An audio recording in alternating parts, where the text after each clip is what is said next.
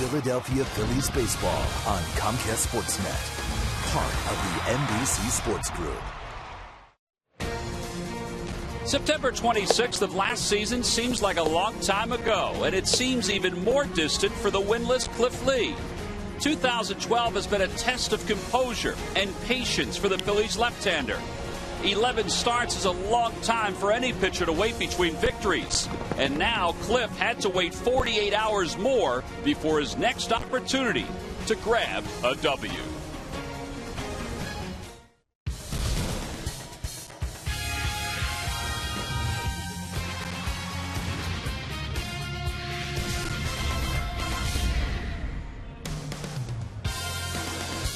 As day turns tonight, the Phillies will settle in one more time today as we'll get set for the second game of a day-night doubleheader against the Tampa Bay Rays, and it's time to clear the slate after a very difficult loss in game number 1.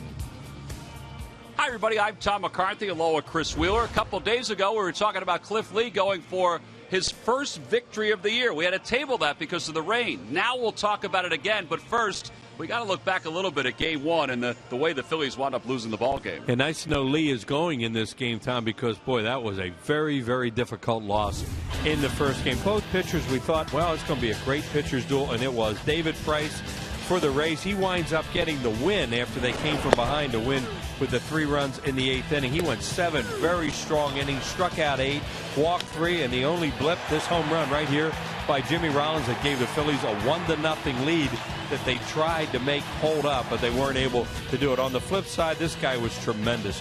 Cole Hamels gave him a strong 7 innings, 7 strikeouts.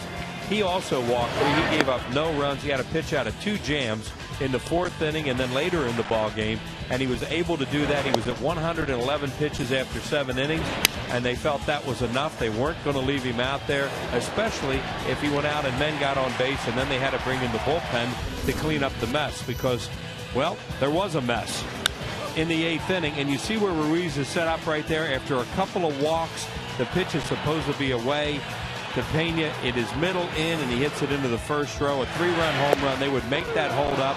John Mayberry takes a called third strike with a potential run at third base. Then in the 9th inning, Fernando Rodney, this guy is really good. Strikes out Victorino on a changeup, strikes out Pence on a changeup, does that act of his after the game, hats tilted to the side. He just does a tremendous job this year as their closer. This is the box score, the line score. After the first game, Price was the winner. Bastardo took the loss, 3 hours and 11 minutes.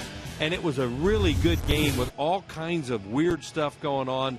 You know, decisions to be made, not made. But once again, it came down to the Phillies. A man on second, nobody out, they don't get him over. And a man on third with 1 out, they don't get him in. They lose a 1-run game. Yeah, now they'll turn their attention to today's ball game with Cliff Lee on the mound. Again, Cliff looking for his first victory of the year. It just seems strange to say that. I think we just said that, as you said a few days ago, and then that rain came, and the Phillies had to wait until today to have him out. He's had the lead in some games, so it hasn't been, it hasn't been all the opposition doing it or some other things. The last home win was against the Atlanta Braves, his last win overall at Atlanta, and that's a really low earned run average. Of course, his stats, you look at his stats and you think there's no way this guy hasn't won a ball game. He hasn't. It would be really big to get the bad taste out of your mouth after the first game, win the second game, and win the series. All right, we'll see if the Phillies could do that. They know the Nationals have already lost today.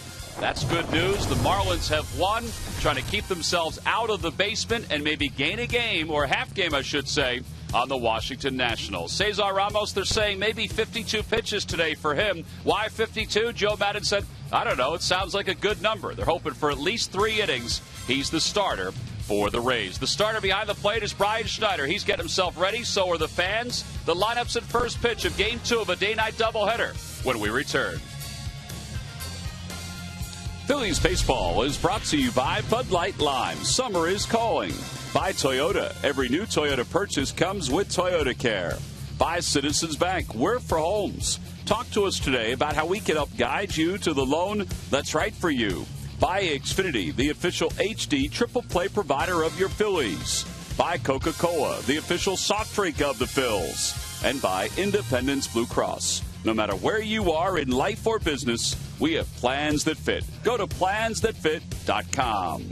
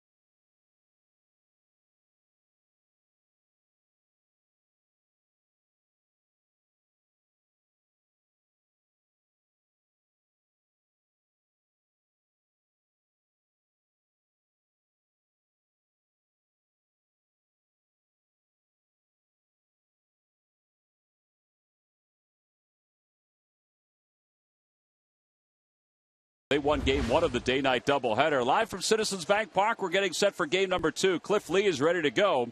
Desmond Jennings, the leadoff hitter, is digging in, so we'll hold off on giving you the rest of the starting lineup for another minute or so. Lee on the year 0-3, a 3.48 earned run average. And the first pitch of the night is popped foul and out of play, so we're underway. It's 0-1. Cliff Lee warmed up before Friday night's ball game after the first delay. And then as he was finished warming up, about 8:45 or so, he was walking into the dugout. That's when the rain started again. You see his numbers, 77 strikeouts and 77 2/3. And a fly ball to right will drop in front of Hunter Pence, so that's the game's first hit of the day. So let's take a look at the rest of the Rays starting lineup. It's brought to you by Xfinity, your home for the most live sports. Leading it off is Jennings, followed by Pena, the first baseman. BJ Upton, the center fielder, bats third. Jeff Kempinger, fourth. Ben Zobrist is in right field. He'll hit fifth. Then Rodriguez and Conrad. Jose Lobato, the catcher, will bat eighth. And batting ninth and pitching is Cesar Ramos. And, of course, Lee, who, as we mentioned, has had the oddest of odd years with no wins in 11 games. Here's Carlos Pena, 203 hitter. Pena 8 for 35 lifetime against Lee. And he had the big blow in game one, a 3-run home run against Antonio Bastardo. And Lee's lost him in no decision about every way you can imagine this year. Yeah, he's given up leads. In fact, he's has had 5 leads of 2 runs and 3 leads of at least 3 runs at some point during the ballgame. But he also has been plagued by his team's lack of offense while he's out there. Phillies offense is averaging just 2.9 runs per game for him. You see his career numbers against these guys. His numbers in the American League Division Series, we'll go over them some point in the game, were just stupid, as they say nowadays. Yeah, 10 strikeouts in one, 12 in another game, or 11 in another one. Unbelievable the way he pitched in that postseason that year until the World Series. 1-1 the count. Ground ball toward third. Polanco picks it up on a big hop. There's one. Can they get 2? Yes, they can. That's a nice double play. 5-4-3. 2 outs here in the first. A good job by Polanco to take the chance and go to second, and Martinez got away from the slide to make the throw. Yeah, that was another one of those ones where you have some time because you have a slow runner coming out of the box. Polanco does a good job. Martinez gets out of the way and makes sure he doesn't get taken out of the play. And then, as I said, with a slow runner going there, you really don't have to rush yourself, and you can just make the throw and get the double play. So with 2 outs, here's B.J. Upton, a .264 hitter with 5 home runs, 25 runs batted in. Think back to game one. He may have saved the ball game on a ball hit by John Mayberry into the alleyway in right center field. Great catch. That was in the 6th inning. Takes a strike, 1 ball and 1 strike to it. Lee certainly voiced his displeasure about warming up the other night and then not getting a chance to pitch, and then the game being postponed. You can hear the frustration in his voice and with his quotes. Right, and he was speaking from his end of it, not understanding what goes on in whether or not you can play or not play, and you're dealing with the unpredictability of Mother Nature. So, you know, you got it from the player's end, and then there's a lot more that goes into that. Nobody wanted to not have that game played the other night. Well, he's fresh off the extra couple of days. He throws that curveball to get B.J. Upton. We go to the bottom of the first. It's the Rays 0 and the Phillies coming up.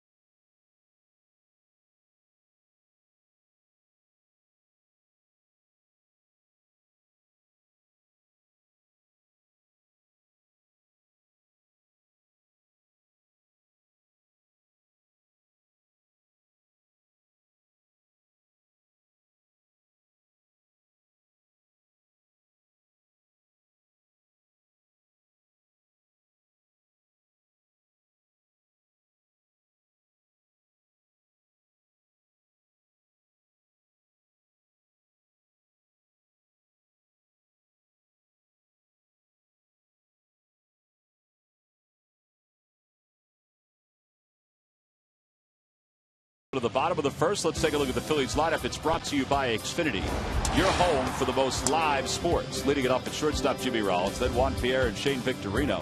Hunter Pence is the cleanup batter. He'll be followed by Placido Polanco and John Mayberry. The bottom third, Brian Schneider, Michael Martinez, and Cliff Lee. And they'll face left-hander Cesar Ramos. The starting pitcher tonight for the Tampa Bay Rays, Jimmy Rollins, will lead it off. And speaking of Rollins, well, he's going to provide our Coors Light cold hard blast. Yeah, this gave the Phillies a 1-0 lead. They took into the 8th inning and then lost as he hit that pitch out of the ballpark off a very, very tough starting pitcher today of the Rays, David Price. And the Phillies had a tough guy out there of their own, and Cole Hamels. Frostbrewed Coors Light sponsors our cold hard blast. So Rollins leads it off here at the bottom of the first. Ramos, who's making his first start of the year. He has started before in the minor leagues. He's 1-0 with a 2.08 earned run average out of the bullpen. They're hoping for 3 innings from him tonight, and then it's going to be committee for the rest of the way. It's kind of committee the whole way. It looks like he's going to be one of those relievers. Well, is he going to pitch from a windup or the stretch? Let's see. Go from the stretch. Yeah, there he goes, from the stretch, and they're just comfortable doing that at this point in their career. So even though he's starting the game, he's from the stretch. Rollins lines the first pitch right at Desmond Jennings, so a good swing. And there's 1 out. They've never seen this guy before, so they really don't have any idea what he features. But Jimmy liked the first pitch that he saw, and he hit it right on the nose. That'll bring Juan Pierre to the plate. He was a pinch runner at Game 1. He pinch ran for Jim Thome. 328 with a home run. Yesterday he hit the home run. 15 runs batted in. Third baseman Kepich was playing way in on the grass. Charlie was asked after the game. We talked to him on his pregame radio show about why he didn't hit Pierre in that spot. He said he's 171 against left-handed pitching with no RBIs. The spot you're talking about is the spot for Michael Martinez. Right. When Martinez popped out, that ball's hit back to the box. So 2 quick outs for Ramos. And he also said he knows that Martinez is in a long offer and that he's not swinging the bat very well, but they thought that was their best chance for him to hit off the left-hander, that crossfire guy throwing 98 mile an hour, 97, as opposed to putting a left-hander up there. But the stats I just mentioned, that was the answer. 2 outs. Here's Victorino, a 248 hitter with 8 home runs and 33 runs batted in. Charlie was kind of short today with the rest of the media. Not with you, Wheels. No, he was very, very effusive when I went down there, to say the least. I thought I was walking in the Lions Den too. I was asking you to go do the show.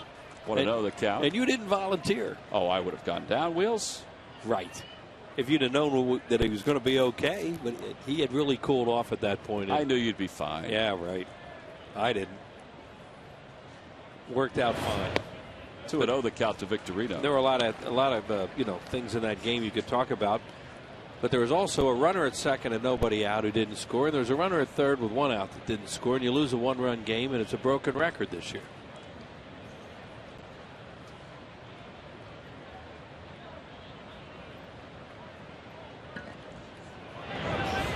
Inside 3-0. Victorino in Game 1 was 0 for 4 with a strikeout. He struck out in the 9th inning. In fact, it was Victorino then Hunter who both went down swinging. That Bugs Bunny changeup of Rodney's, and you had a great description of it, much better than the one I had heard over the years. Here's the 3-0 pitch. He takes ball 4, so a base runner. Yeah, it's one of those terms that I've heard since I was a kid, the Bugs Bunny changeup. And I had always heard it was because of the Bugs Bunny cartoon where he played every position, including pitcher, and he threw such a nasty changeup that the hitter swung 9 times. 1, 2, 3 strikes, you're out. 1, 2, 3 strikes, you're out. 1, 2, 3 strikes, you're out before the ball got to the plate. Right. Well, that was great. I like that. With a base runner, here's Hunter Pence, 273 on the year, 13 home runs, 42 runs batted in. Pence was 2 for 5 with 2 doubles. Takes a curve low, 1-0. The Lucky McDonald's Phillies home run jackpot contestant is Kim Weber of Westville, New Jersey. Phillies hit a home run in today's ball game, and Kim will win $100. Phillies have been hitting home runs lately, which is a good thing. Not all solo shots, too. Ramos 88 to 92. He's going to throw 3 or 4 different pitches. Doesn't hold runners on real well, but he hasn't had that many. I mean, his times are not great, but he hasn't had that many runners on. 1 for 1 so far as base stealers go. He spent some time in the minor leagues this year where he was 2-1 with a 1.69 ERA. There goes Victorino. Pitches low. Throw by Lobaton. No chance. Boy, that's a good time to steal. 17 steals now for Shane. Yeah, we just got finished talking about the times, and they know that. Sam Perlaza is very tuned into that stuff as he really studies the base runner. I mean, the pitchers. Time now, Wheels, for our Nissan keys to the game. Forgot what they are. Oh, yeah, that's right. Made them real simple. Cliff Lee wins a game. That means you win the series. One leads to the other. Amen. 1 and 1 is 2 at this point. Plus, the Nationals have lost today, so the Phils can gain a half a game in the National League East. Right now, they're 8.5 games back.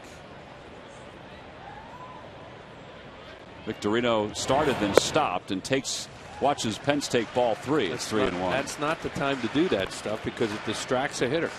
There's 2 outs, and you steal third. No big deal. But if you're going to go. But don't dance around out there while a right-handed hitter's up because it's very distracting to them.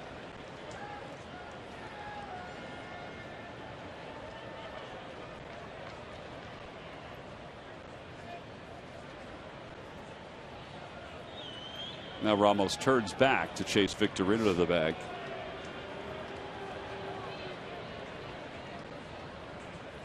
The outfielders are straight away normal depth. Upton is the shallowest of the 3. Plus, he probably has the best arm in the 3. Well, he does have the best arm in the 3. Yeah. 3-1 pitch. Low, ball 4, and now it's first and second for Polanco. Hey, this is what you hope they would do, is make him throw some pitches, get an idea of his velocity, of his movement on his fastball, what kind of changeup, breaking ball he's going to feature, and get his pitch count up. So you get him out of there and start the parade.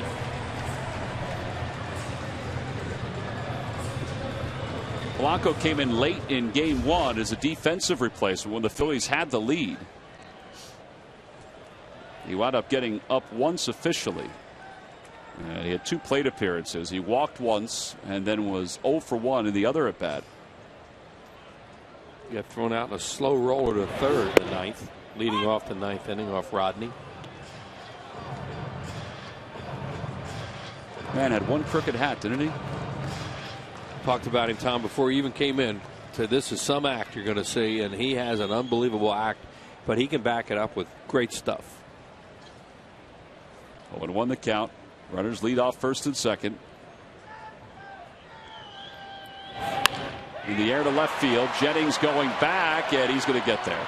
And he'll make the catch. Just got it down to the handle a little bit. The side is retired. No runs, no hits. 2 men left. The Phils got a couple of base runners. Do not score as we go to the second.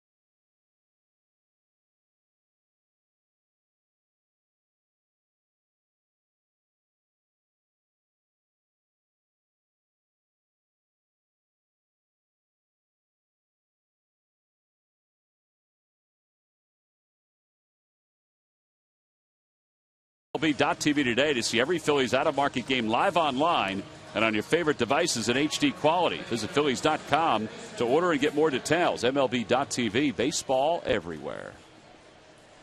Now, 2 games here in Philadelphia today. Earlier, the Rays won 3-2 over the Phils. Now, game 2 of this day-night doubleheader. The rest of baseball is kind of quiet right now. There's a couple of West Coast games going on, and then the Yankees and Mets will play in about an hour or so up in New York. Keppinger takes outside to start this inning. It's 1 ball and no strikes. How about that pitching matchup? Ooh. R.A. Dickey and C.C. Sabathia. That's not bad. Home plate umpire is Brian Ruggie tonight up in New York. And he was the umpire for Philip Umber's perfect game. Now, whether that matters or not. Well, you got Dickey's coming off back-to-back one-hitters. Yeah.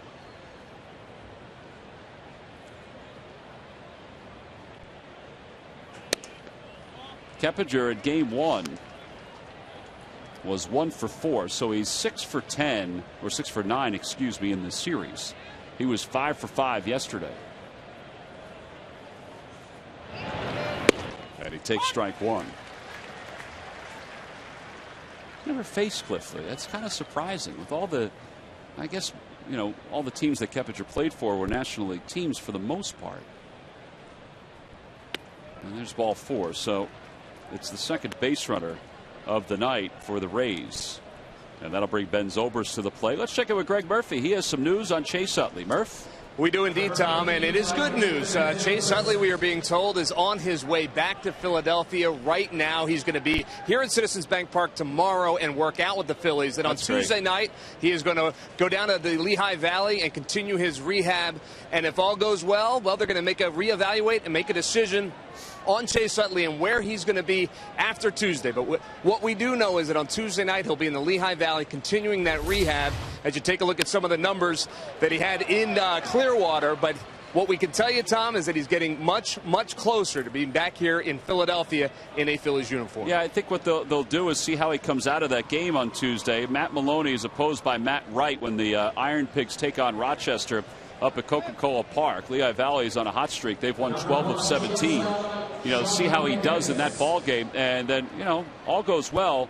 Keep your fingers crossed. You may see him before the end of the homestand, but we'll see. Yeah, best case scenario obviously would be Wednesday night here, but that decision's yet to be made. But as you said, they just kind of want to see how he feels after he plays on Tuesday. And if all goes well, then, yeah, you could see him back here pretty soon. That'd be great to have him back in the lineup. All right, Murph, thank you. Sean Rodriguez, the hitter. Base runners for the Rays. And Rodriguez shows bunt and takes outside. It's 1-0. Yeah, they're thinking about maybe bunting them over, trying to get 2 runners in scoring position. So Polanco has to be aware of that down at third base, and he started charge in. Could be a deke to get him moving a little bit. Yep. Mayberry didn't buy it. He stayed at first. He stayed back there. Some folks who talked about this game said that it could be the quirkiest that you'll ever see Joe Maddon, because he's starting a reliever. And he's just going to try to do whatever he can to get as many runs as possible as the game moves on, because he's going to have to use so many relief pitchers. Fly ball center field. Victorino on the run. Back to the infield. Spinning around over his head. Off the wall. Keppinger's around third. He's heading toward home. The throw to the plate by Rollins. Up the line. And it's 1-0 Tampa. Second and third. An RBI double for Rodriguez. Boy, they still had a chance to get Keppinger, too, at the plate. Yeah, well, it looked like the pen relays there for a while around third base. They're going to pass the baton. It looked like hopefully one of them was going to run past the other one or something. Now, here's a low pitch, and Victorino got turned all over the place and then wasn't able to get there and catch it. See how many different routes he ran there and got turned around, and it winds up over his head. Well, now the infield will play back with the Rays up 1-0, and a breaking ball taken inside by Brooks Conrad. It's 1 ball and no strikes. They're just trying to stay out of a big inning right now by playing the infield back. See, Conrad's numbers, those are numbers from the Milwaukee Brewers. Making his first start for the Rays. And it's 2-0. Yeah, he's a guy throughout his career has been a much better left-handed hitter than right-handed hitter, but he can still hurt you right-handed. Not a good ball-strike ratio at this point.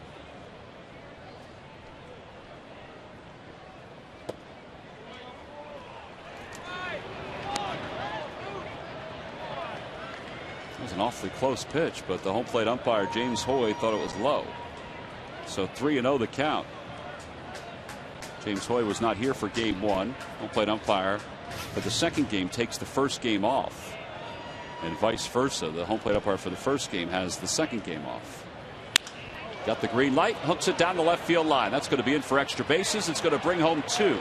The ball kicks around the corner, and Conrad will pull into second. It's a 2-run double, and now it's 3-0 Tampa. Yeah, they gave him a 3-0 green light there, and he's just trying to throw a strike, figuring he's taking, and Conrad doubles. Mentioned he's much better left than right, but you get a lot better swings when you're swinging 3-0. Fastball right down the middle. Probably thought he had a gimme there, and it certainly wasn't. He said it was hooking too. It was about 1.5 feet from going foul. So still nobody out. Jose Lobaton, the hitter, started with a walk. And Lobaton takes a strike. It's 0-1.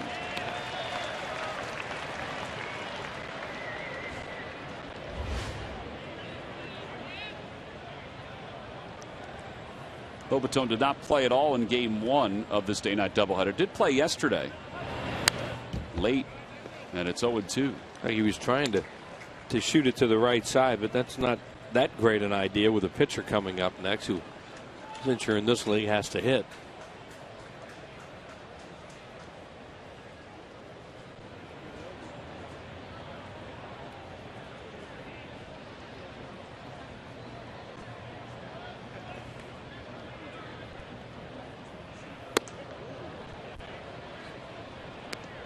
Martinez way out of position then when that pitch was thrown. He was headed towards second base, and luckily it wasn't hit that way.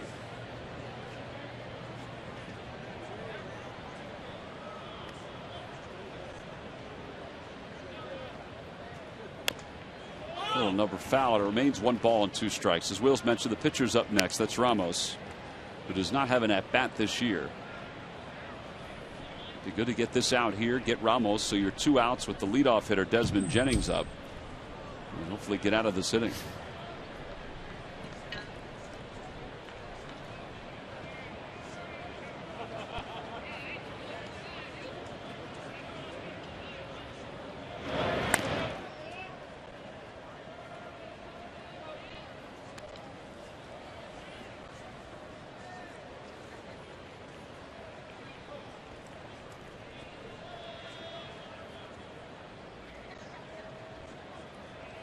Lee has great numbers in interleague play, 17-5 with an ERA of 3.5. His win percentage is 3rd best all time.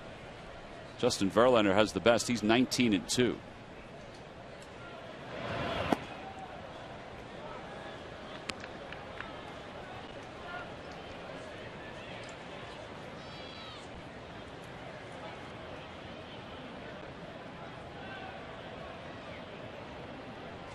Now, the interleague numbers for Lee, of course, mean the games he pitched against the National League when he was with the Indians, the Mariners, and the Rangers.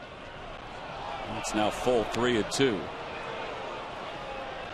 It was close, but it did look like it was inside.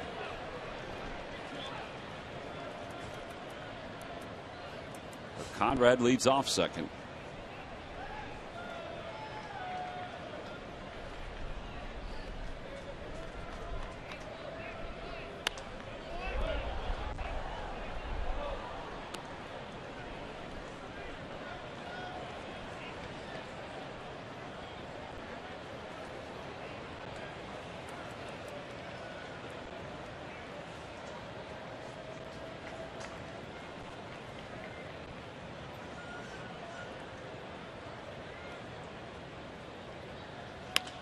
Fly ball, shallow left center field. Long run for Victorino, but it's going to hang there for him.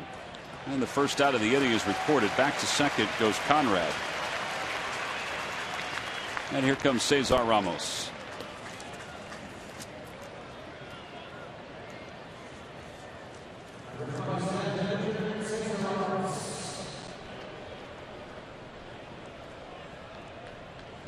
give him an elbow pad. Look, I don't know.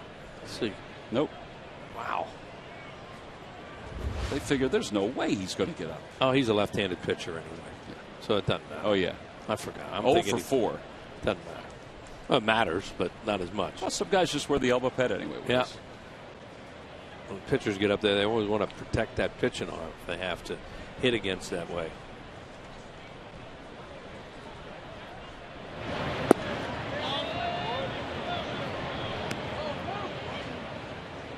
Not missing by a lot, but he's missing, and as a result, he's having a tough inning here.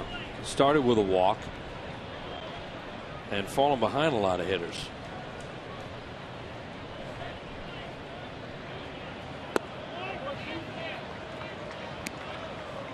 Another one. You know, you basically have a gimme out right now. There's Price, who pitched so well in the first game, and he's struggling throwing strikes right now to the pitcher,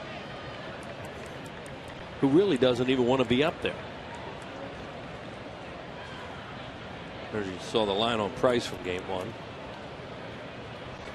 When he left, he was down 1-0, but in the top of the 8th, they got the runs that gave him the chance to get the victory. Now it's 2-1 to Ramos. 3-0 Tampa. They've scored 3 runs in this inning. A 2-run double by Brooks Conrad, followed an RBI double by Sean Rodriguez. 2-2 the count. Has not swung and may not. There's Desmond Jennings, the on-deck hitter.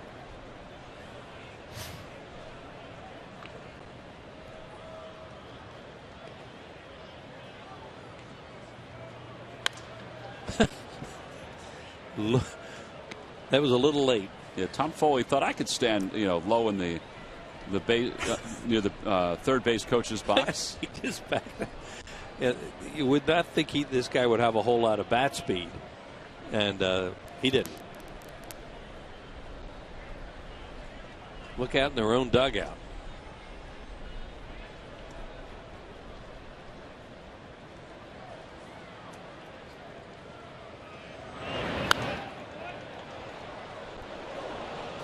During the 2012 season, Turkey Hill will contribute $100 for each Phillies victory and 5 cents for each carton of Phillies Grand Slam ice cream. Sold to support the Phillies youth baseball and softball programs. I'm going to have to try something different now, like a cutter or something, because he's starting to time him a little bit. Everything's away. Everything's hard. Well, it's 2 balls and 2 strikes.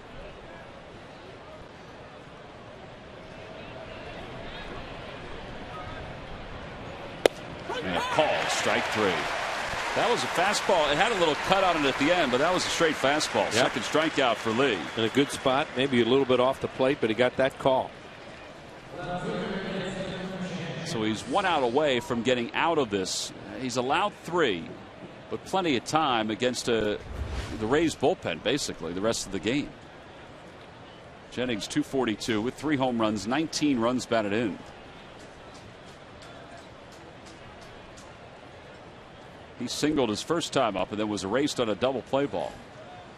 Got a little bloop to right and it dropped in front of Hunter Pence. That's not a bloop, but it's a foul ball. And it's 0-1. That ball really ricocheted off the sign. Which is this Amoroso sign. Right, with his point says Amoroso. Those are some good rolls. It's all about the bread wheels. That's why they're all over the country. It's hard to duplicate Philadelphia's cheesesteaks because of the bread and lack of it other places. Now it's 0-2.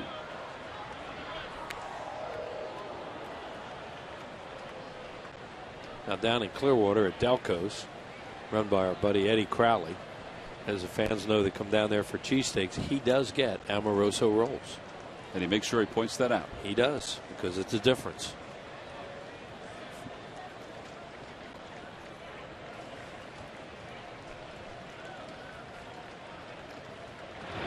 Curveball tapped back toward the middle. Rollins charges, has to hurry. Jennings runs well, and he got it. 6-3 on the putout. The Rays do score 3. They do so on 3 hits. They leave 1. We go to the bottom of the second. Rays are on top 3-0.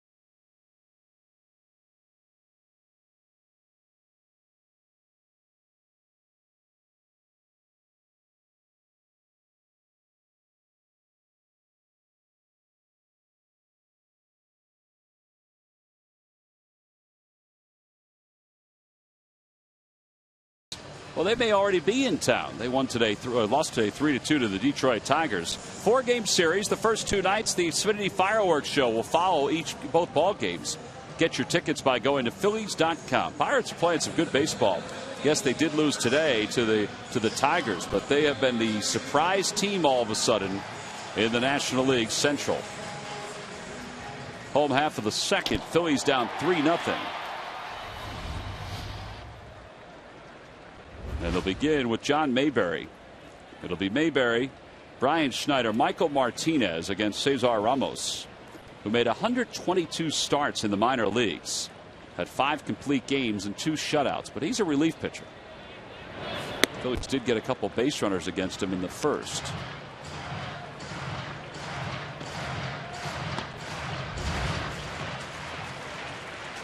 Ramos out of Los Angeles. Originally a Padre. Came over in the Jason Bartlett deal. Inside, 2 balls and no strikes.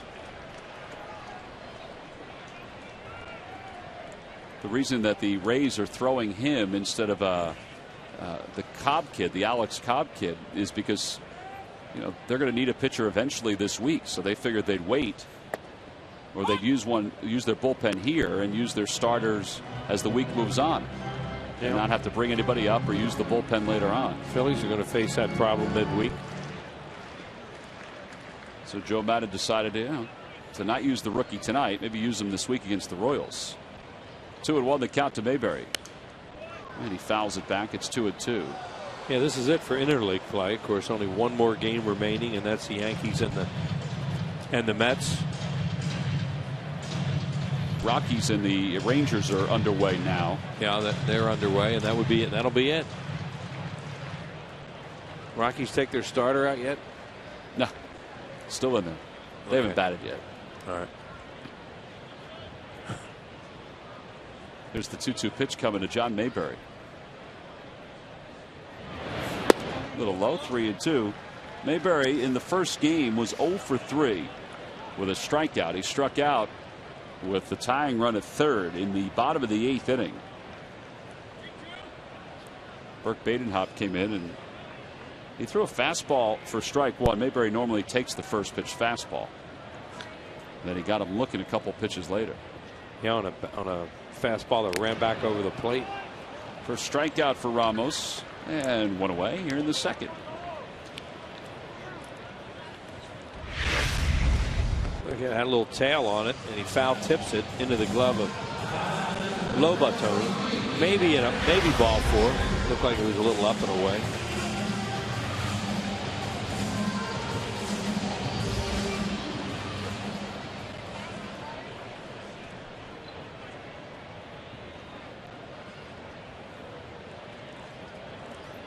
Brian Schneider, 235 hitter, 2 homers, 5 runs batted in. He takes a strike. It's 0-1. Ramos wheels is a 10 handicap. Did you see that in the meeting? Yeah, it's always a big time golfer. Yeah, really enjoys the game. Out of Long Beach State, same school that produced Vance Worley. 0-1 pitch to Schneider. Curveball high, 1 ball and 1 strike. It's one of the strange handicaps, though, because it's. Is he cheating?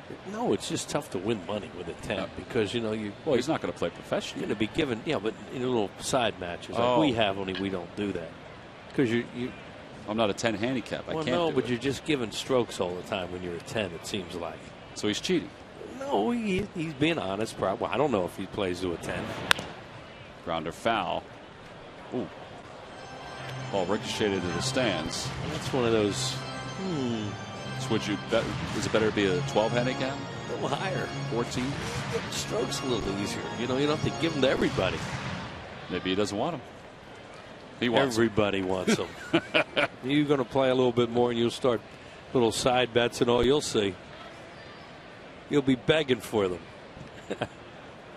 1-2 the count to Schneider. Didn't play in game 1. Looper to left. Jennings comes in, and he'll get there. And he puts it away. 2 outs here in the second. And Michael Martinez is due up. Budweiser, through the Walk-Off a Hero program, will donate $5,000 to Folds of Honor for every Phillies walk-off win. Please join Budweiser and the Phillies in honoring those who keep our nation safe and free. Well, here comes Michael Martinez, who is a little chilly right now. A little. He's 2 for his last 35. Yeah, and he was up in a big spot in the 8th inning and flied out to right.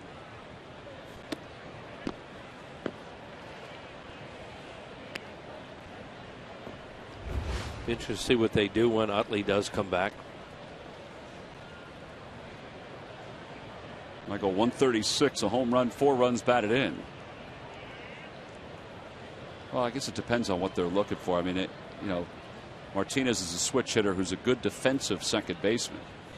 Can play shortstop. Can play third. Right. Fontenot is a better hitter, obviously, and a very good pinch hitter. I think he's done very well as a pinch hitter. Yeah. Plus, he can play second and third. And he is over 8, by the way, against left-handed pitching this year. That's why he did not pinch hit in that spot. 1-1 the count to Martinez.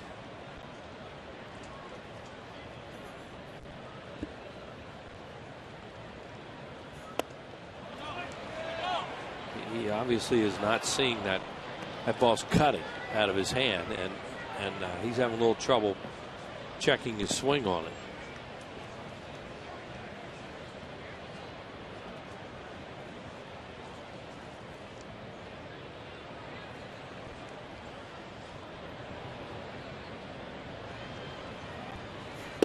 Called strike 3. Cutter on the inside part of the plate. Second strikeout of the inning for Ramos. 1, 2, 3 go the Phil. So we've completed our first 2 innings here in Philadelphia. Ramos, they said 52 pitches. Well, he looks pretty comfortable right now. He's thrown 27 through 2.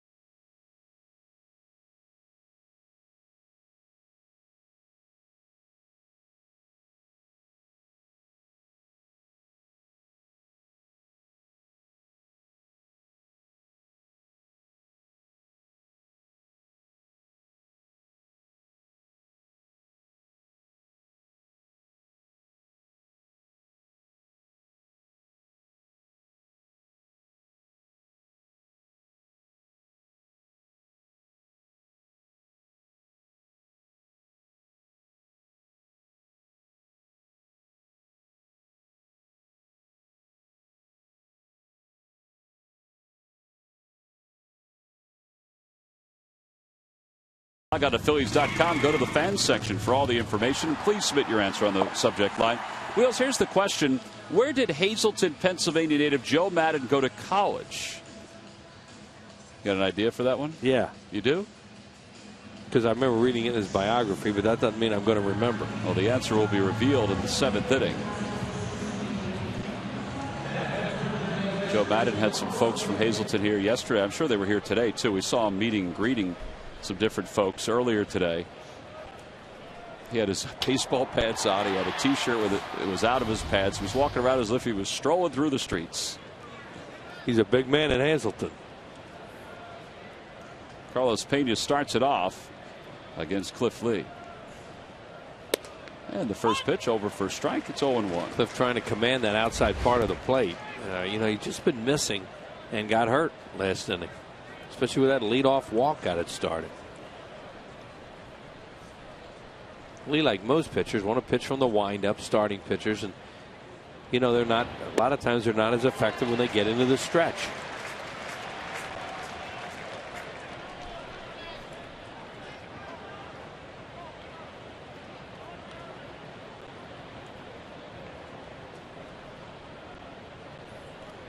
It was the best curveball he's thrown so far on that last pitch to Pena. And now the 0-2 pitch. You see where he's pitching to, away, away, away, and that's what Bastardo tried to do in the first game. Or, that's what the pitch that was called, the location was set for, but he missed it by a lot, the spot, and he hit the home run that won the game. Antonio did not talk to the media after the ball game. It's a game of inches, and in that case, those inches went against the Phils. The curveball hit foul, and it remains no balls at 2 strikes to Pena.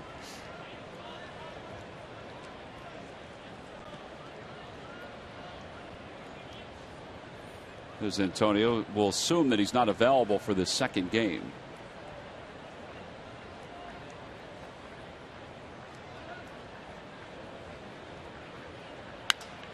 Fly ball center field. Playable for Victorino into the alley a little bit. And he's under it for the first out. One away here in the third. That'll bring B.J. Upton to the plate. Milwaukee Brewers are coming to town Monday, Tuesday, Wednesday, July 23rd, 24th, and 25th. The 25th is a Citizens Bank Business Person Special and a Modell's Sporting Goods Kids Run the Bases. Order your tickets now by going to Phillies.com. Go to Phillies.com, get all the information you want about the upcoming promo schedule. Everything that's going to be given out here at the ballpark. B.J. Upton struck out his first time up. Takes a strike in this at bat. It's 0-1. Upton 7 for 22 with 7 strikeouts against Lee.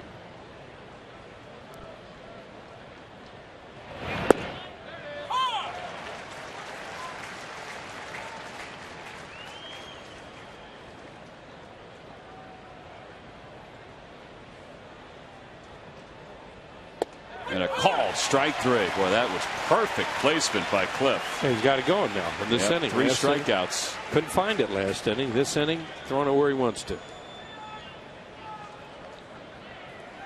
As Tom said, this is perfect. This is right on the inside corner. That's a freeze frame right there. You want us to use the Coors Light freeze frame on that? Well, that's up to our producer, Jeff Halleckman. We just follow directions up here.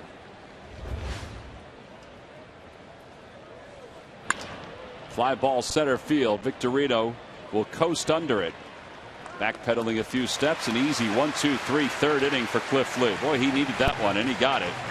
Sets down the Rays in order. We've completed 2.5. Now it's time for the Phils offense with Cliff Lee to lead it off.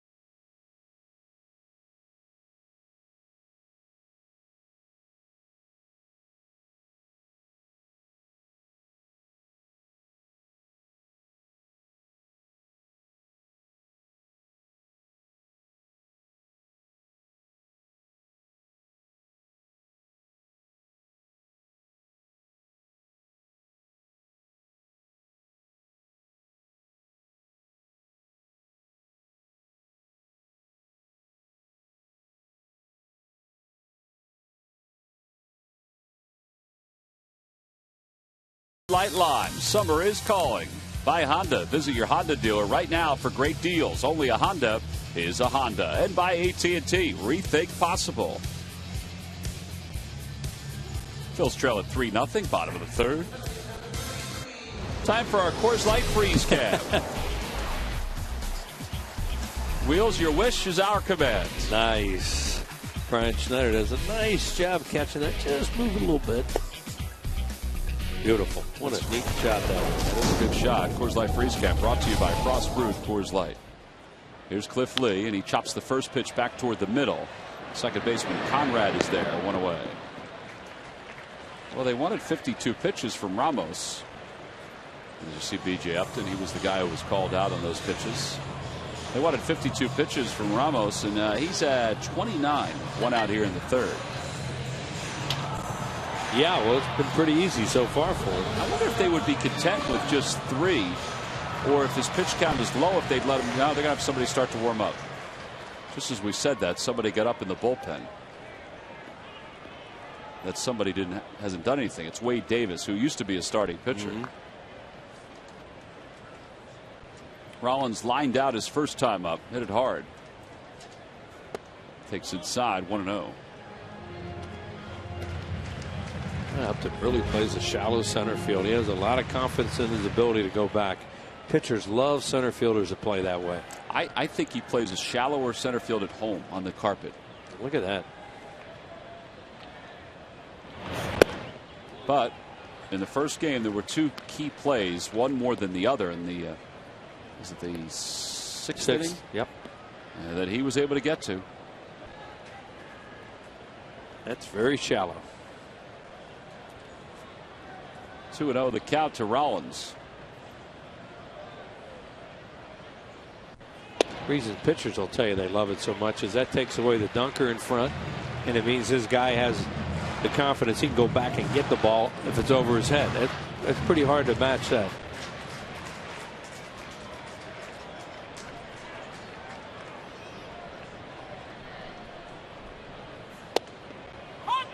Rollins has taken all the way, so it's 3-1. Oh, it's popcorn time. Nope, there it goes. Folks around low are wondering what fan threw that stuff down there. Then they'll look up and see who it is, and they'll, all right, we understand. Then that's okay.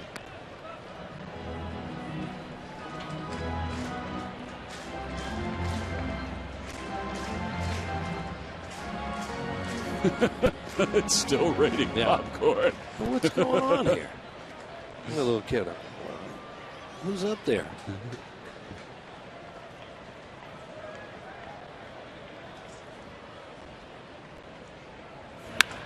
A bullet down the left field line, foul. I mean, he drilled it. Jimmy has homered in 3 consecutive games, 7 home runs, 24 runs batted in.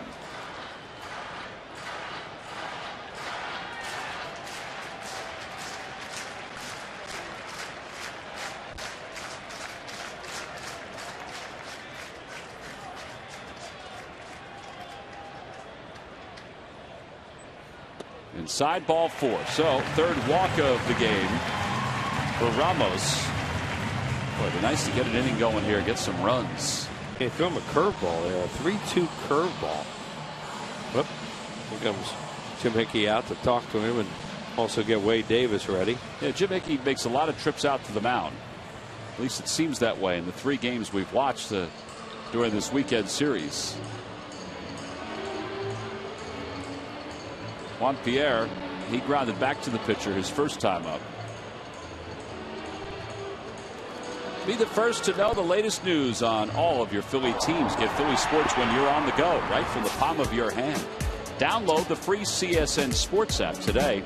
Well, if you had the CSN Sports app, you could have followed what Jim Salisbury had said about Chase Utley. He was the first one to let everybody know that Chase was going to be back here in Philadelphia today, work out with the team tomorrow, and then play for the Iron Pigs on Tuesday. It wasn't until just before the game tonight, as Murph mentioned, that the Phillies confirmed that news. I'm sure there's going to be a nice crowd at Coca-Cola Park on Tuesday night. Yeah. What do you figure? One more hitter with Victorino on deck? Bring the right-hander in to make him hit left-handed? Yeah, they could.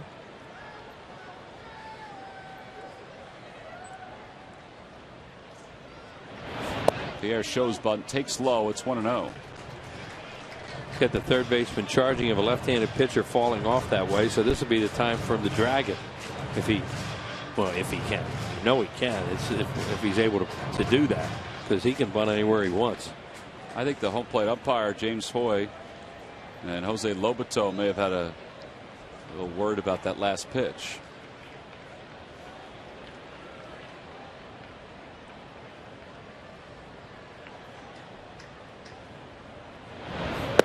outside, 2-0. Wills, you want to get your picture taken with the Fanatic? Not it's today. Still right down below. No, that's all right. Another time. He's working the club level, though. Yeah, look, he's got the dangle cap. He knows who to work.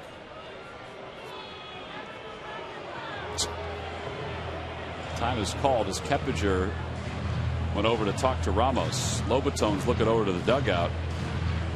Dave Martinez for some signs.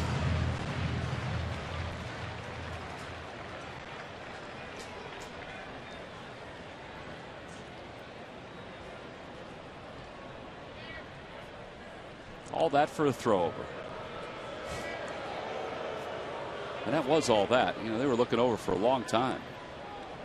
Yeah. Well, they're trying to get Davis ready.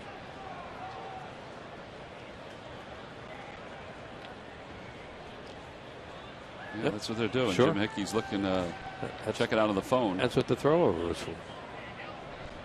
Another one. Those are coming from the bench just for that reason. Now they're on the phone because this is his last sitter. I guess it becomes more and more apparent that it would appear that way that it's his last sitter.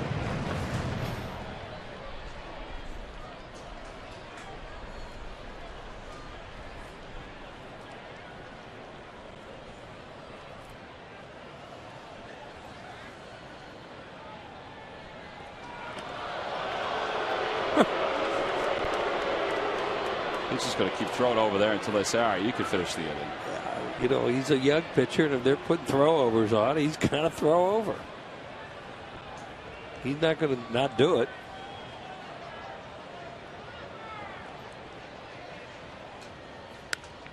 Pierre fouls it away, and it's 2-1. Pierre yesterday hit his 17th career home run. Of the 17, 13 have been solo home runs. I think he even excited himself with that, a 3-run shot. Said that he couldn't believe it. It was a high changeup.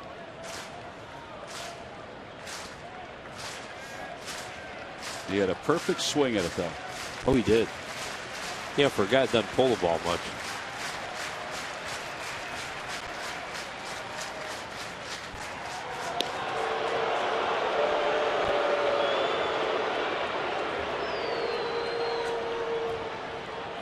We understand, folks, but they're trying to accomplish something right now, and it is a bizarre way to do it. But you're playing the Rays, and they get their own style.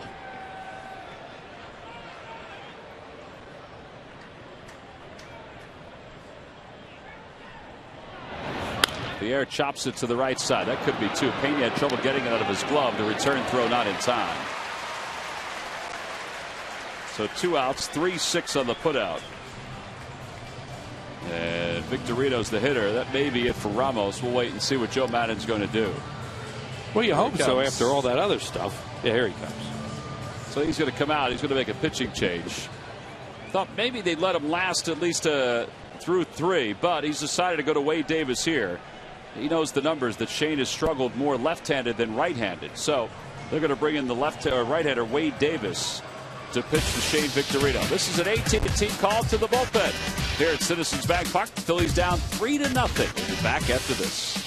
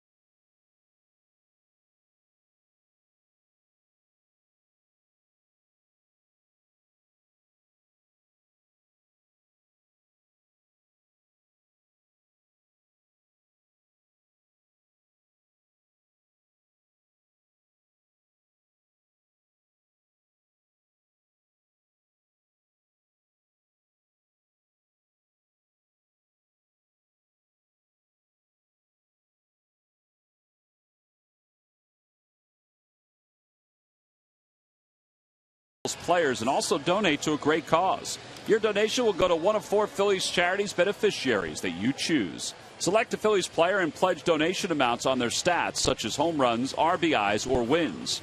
For more information or to participate, visit Phillies.com/pledge. Cesar Ramos is done after 2 2/3, 39 pitches for him. He didn't allow a hit. He walked 3, struck out 2. Juan Pierre is his responsibility now. A guy that used to be in the Rays rotation. In fact, last year he won 11 games for Tampa. Hasn't started this year. He's in his 24th ball game. It's Wade Davis. He's 1-0 with a 2.25 ERA.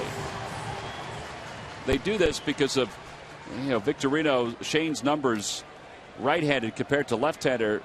He's struggled left-handed this year.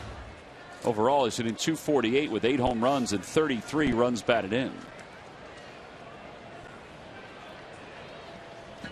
See Pierre taking his lead off first. You may see him try to go at some point in this at bat.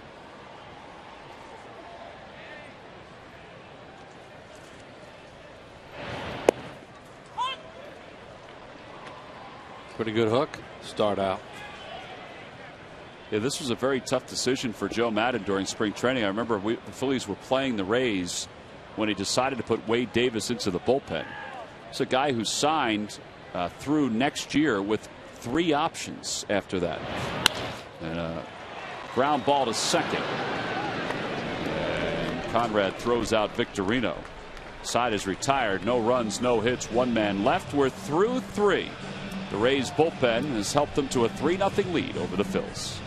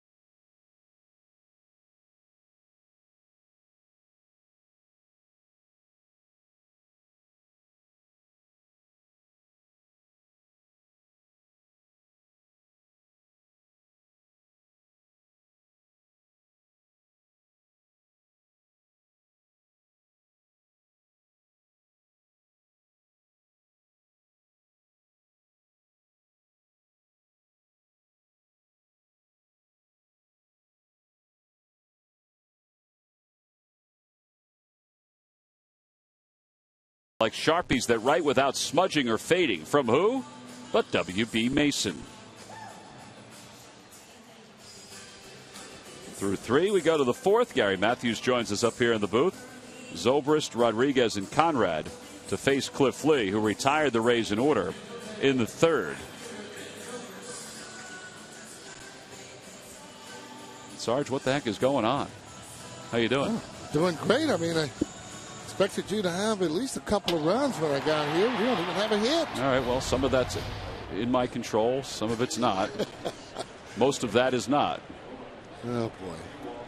Zobrist singled and scored his first time up. First pitch is low. It's 1 ball and no strikes. It's interesting the way that Cliff is pitching. I mean, he had that 1 bad inning so far there in the 2nd, but it can't seem to stop the bleeding once it starts. He comes right back in the 3rd and pitches the way that we've seen him pitch.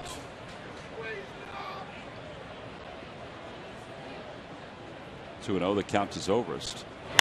Line drive down the left field line. That'll go foul. But it's 2-1. Well, what do you attribute it to, Sarge? A lot of folks have talked about the lack of run support. No doubt about it. He's only gotten 2.9 runs per game statistically. A lot of leads, though, that he's given back, which is unlike Cliff Lee. Been a total team effort for me on the losses there. It's not all the blame on the hitters, all the blame on the pitchers. I mean, there's been some defense in there that has cost them some games. Yeah, you like to see your number ones or your number two when that game is kind of close to be able to go on and shut them out. Yeah, see, he doesn't. I mean, no offense to Kevin Millwood or John Danks or anything like that, but he doesn't belong on that list. No, not at all. 6-3 on the putout. One away. I mean, that's since 2010. That's 11 or more starts without a win. Saying something to James Hoy, the home plate umpire, as they go back and forth.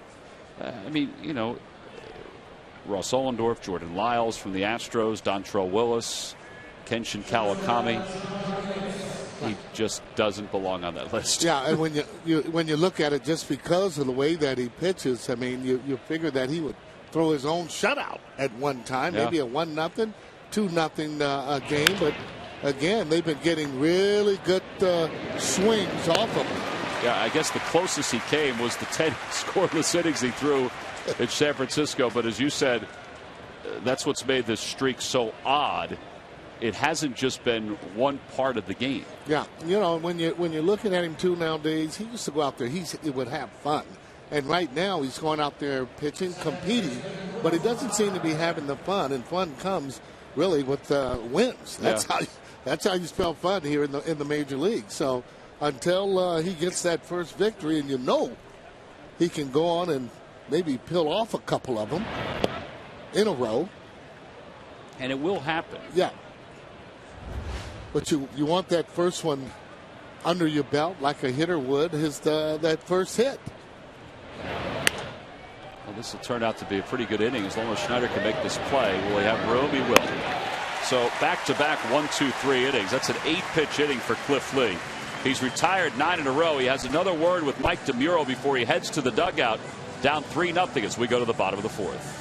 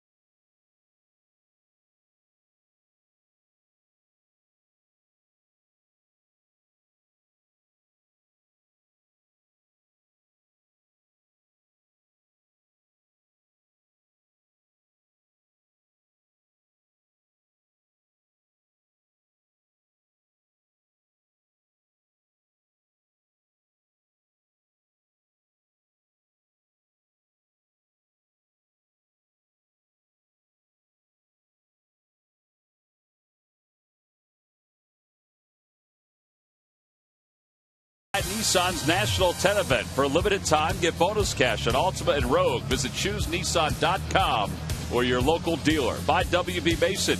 You can't go wrong when you buy right. Buy Chevrolet. See your local Chevy dealer. Visit ChevyDealer.com. James Hoy is the home plate umpire. I think I said Mike DeMuro. I mentioned James Hoy before, but James Hoy and Cliff Lee were having a little conversation in between innings, and the end of it, you could read James Hoy's lips, said, if there's strikes, I'll call them strikes.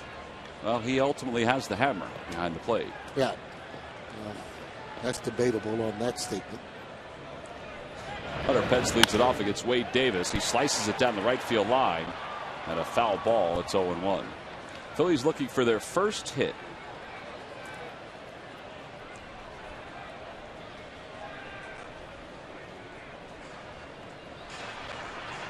And you don't want to have this linger on. You want to get that out of the way, get some base runners. More importantly, get some runs there for Cliff Lee. See if he can just hold them down and get that first victory. Not a lot of runs they got to score.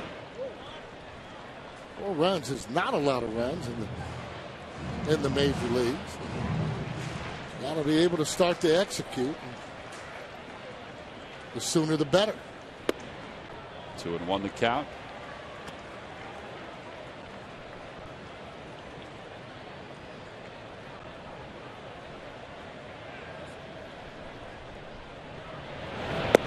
Two. That's a good curveball right there. Set up after the 2 fastballs that were inside. Saw how the way the pitch backed up on him when he started that curveball, same spot, gave up on it, and it settled in for a strike.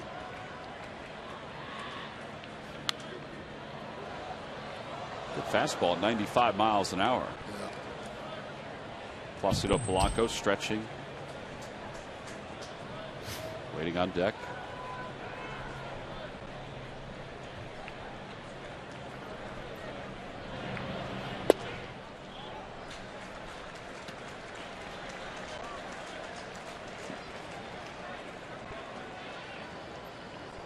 Hunter can get himself a good pitch out over the plate, and if not, just go on and take it.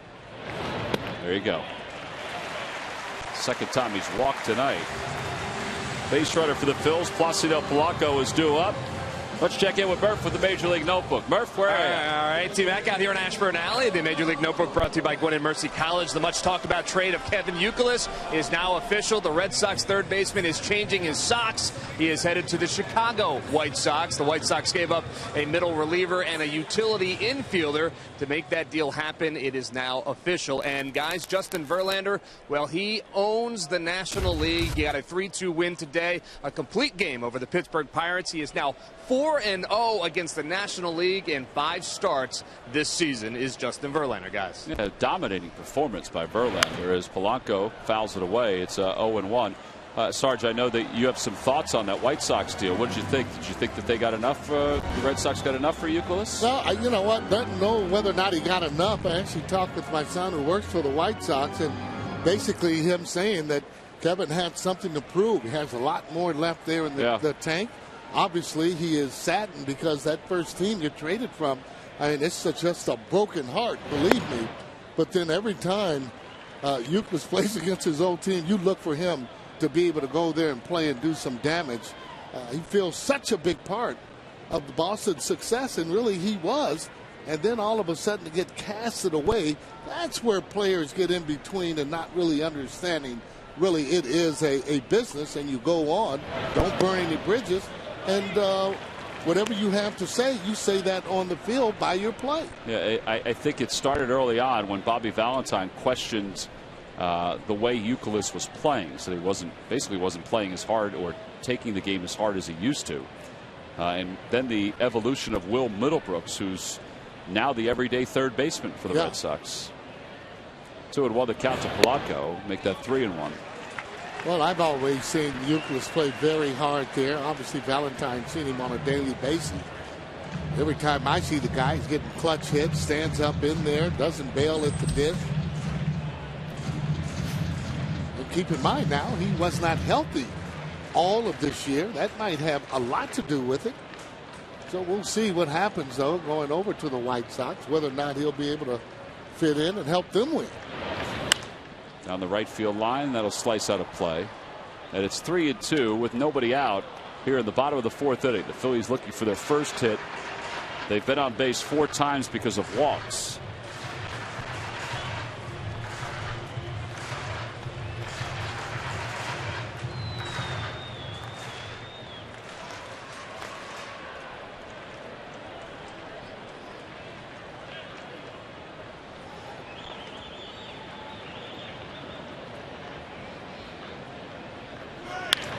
Liner toward the alleyway in left center field. Upton's not going to get that one. It's going to go to the wall, and Pence is going to go home. The ball hits the State Farm side, takes an odd bounce into second with the first hit of the night for the Phillies is Placido Polanco. It's now a 3-1 ball game. That's just good hitting by Polanco. Getting on top of a high fastball. That's showing he has some quick hands. I haven't seen him do that in a pretty long time. Usually he insides out the ball hitting that ball to right field. Anytime he hit that ball in the left center or more center, see him getting on top of that. He just left the bat right up there. That's how you hit a high fastball. Now take a look at the ricochet as it bounces away. By then, Noel Pence is right at home. And he's safe at second. Polanco is safe and secure with New York Life. Mayberry fouls it away. It's 0-1. Sorry, Sarge. I didn't realize you were going to slide right into that promo. I was just talking about maybe Pence coming across home plate. And then talk about Polanco, safe and second, safe and secure with New York Life. Yeah, I got that down.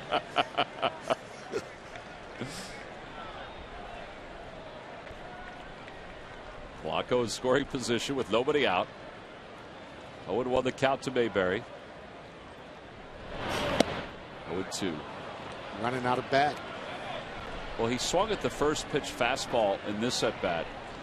In game one, he let the first pitch fastball go by from Burt Badenhop with a runner at third.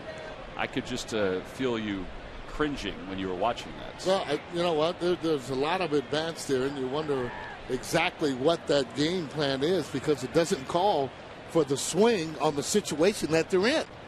You know, being able to try and hit the ball the other way, you have to cut down on your swing.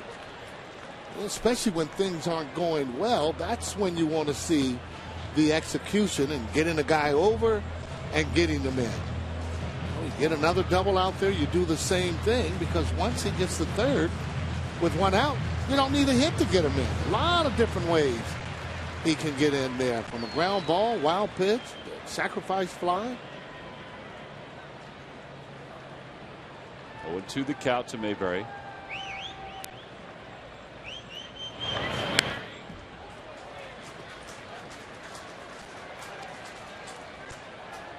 Well, these are really big at bats too for him because against the right-handers, he hasn't looked as good as he should. Left-hander swings pretty good, and he's getting there. The right-handed pitching there, he's got to be able to do a little better job there and just making contact. Forget the hit. Just start making some solid contact.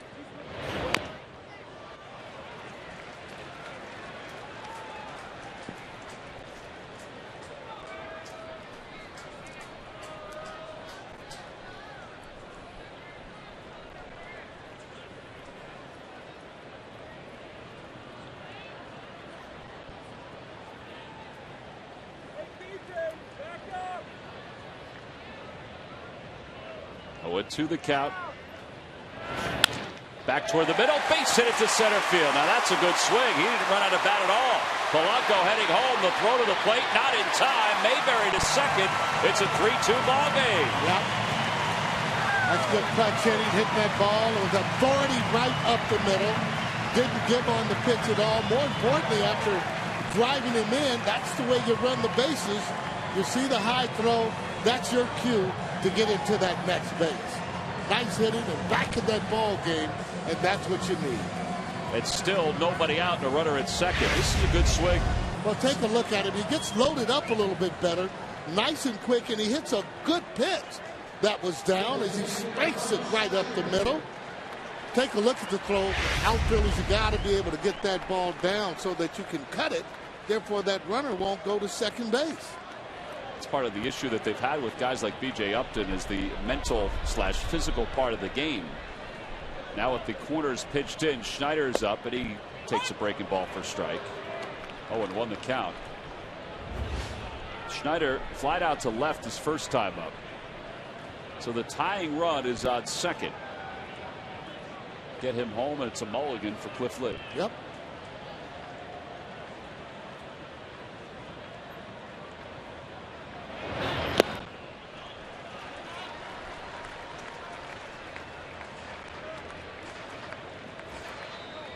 That at bat from Mayberry Jr. should give him some confidence.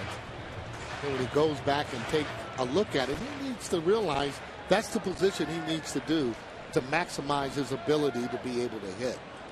If he isn't in that position, it's going to be difficult. That's a good point. 1 ball and 1 strike to count to Schneider. Outside 2-1. The other thing too, not only for John but for everybody else, Phillies have struggled getting that runner home from second or third with less than 2 outs, and now they've gotten that runner home here. Pence was on first. That was the first run. But they've gotten that run home here. And maybe they have a chance to get another one. Yeah, and really not just picking on Mayberry. And you're right. No. It's been, the majority of the team that's been playing.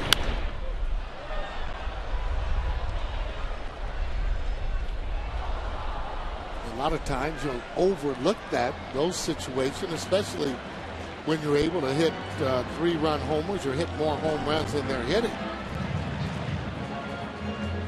But when you're not hitting those home runs, you got to do the little things in order to be successful on this level. Trying to get that other run home. It's 2-2 to Schneider.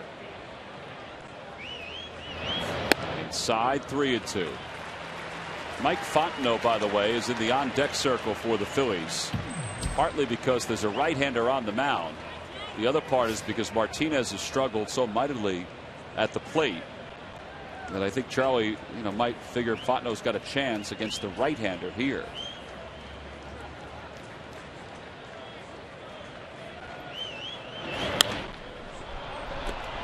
It may have been ball 4. It's going to be a tough play for Keppinger, the third baseman.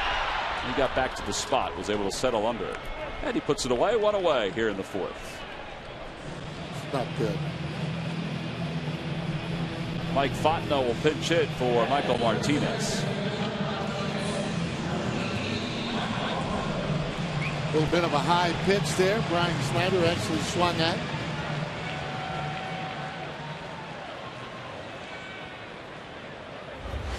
Fontenot against right-handers, 409, 0 for 8 against left-handers. He's put together some pretty good at-bats lately. Well, that's what he does. He's done that since he's come here. And the one thing he's been able to do, even with the other teams, is usually he puts together pretty good at-bats when he's up there. Maybe not this time.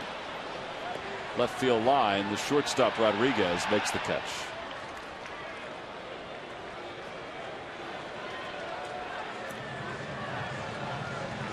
Well, what are you going to do? Sometimes you have good ones, sometimes you have bad ones.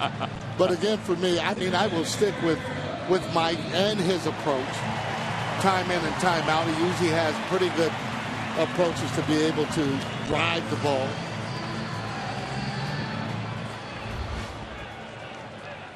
Well, this guy's due also. Well, we've come accustomed to seeing him get some hits. Driving in a run or two. Grounded out his first time up.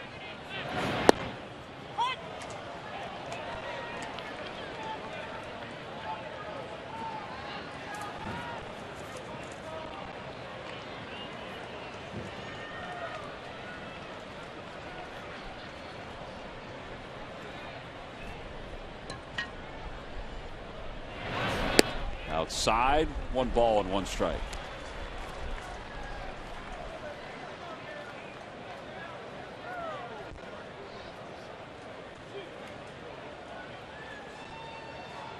Mayberry's on second.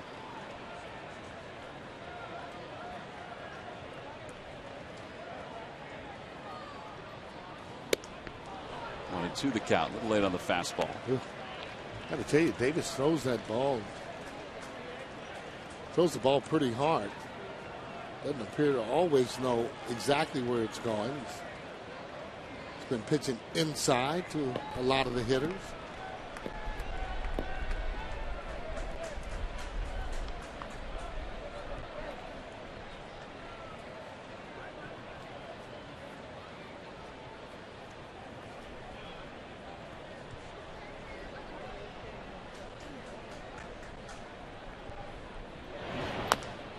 Threw him something soft there.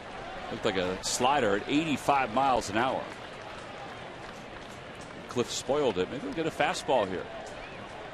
He was late on it a moment ago, but you never know with Cliff. Well, the easiest pitch for him to hit, if it's not hanging, meaning something soft that would be up, would be the fastball. Foul tips the fastball into the glove. So the Phils do get 2. Unfortunately, though, They leave a runner in scoring position. We've completed 4. On to the 5th. It's a 3-2 ball game.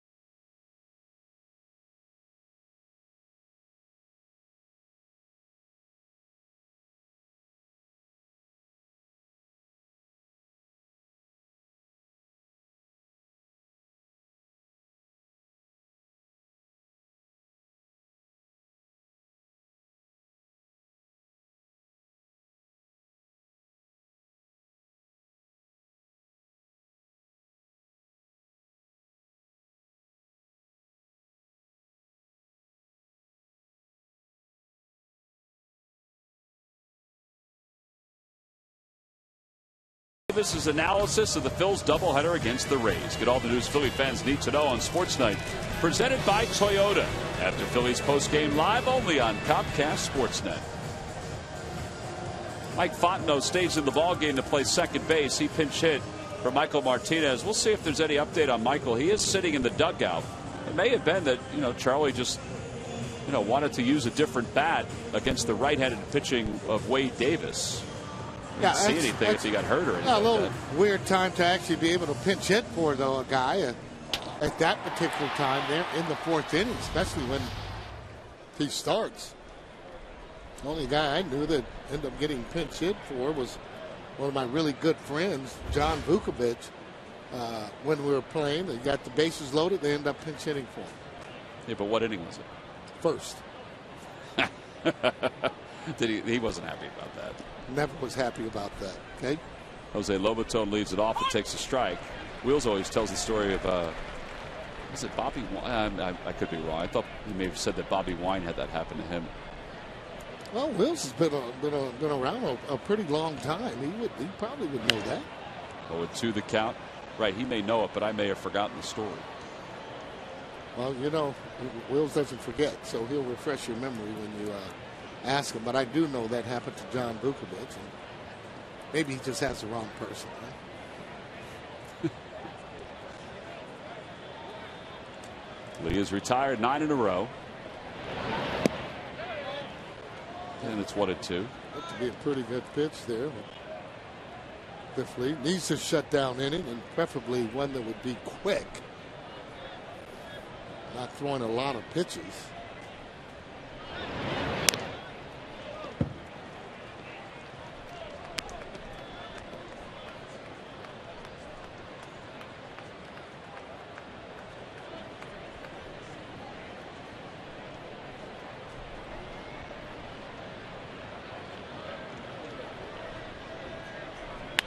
Over to shortstop. Rollins a few steps to his left.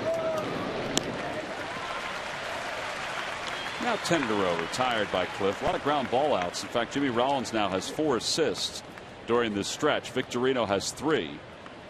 And a couple strikeouts and the pop out to the catcher.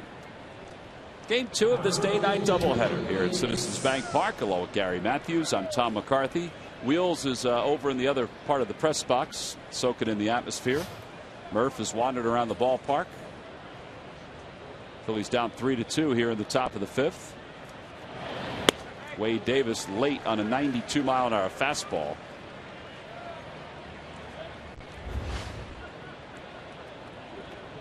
And it's 0-1. 0-2 the count. 2 for 4, and then it's at bats. Well, it's not bad there. Doesn't get a chance to hit a lot.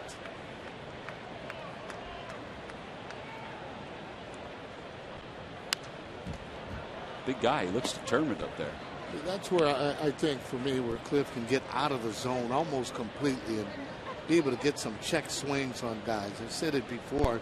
Sometimes I think he throws too many strikes where the hitters are swinging and ready. Give him something to think about. Change the eye level a little bit. See you later. That's a beauty pitch right there. 4th strikeout, curveball, dropped right on in there. That's what you want to do. Change the eye level a little bit. Not just keep throwing that cutter, or the fastball. So you had a Major League scoreboard. There are 2 other games going on. Colorado trailing the Rangers 2-0 in the bottom of the 2nd. Elvis Andrus has an RBI double. Mets and Yankees are just about ready to get underway up in New York at Citi Field. 0-1 the count to Desmond Jennings. 1 for 2.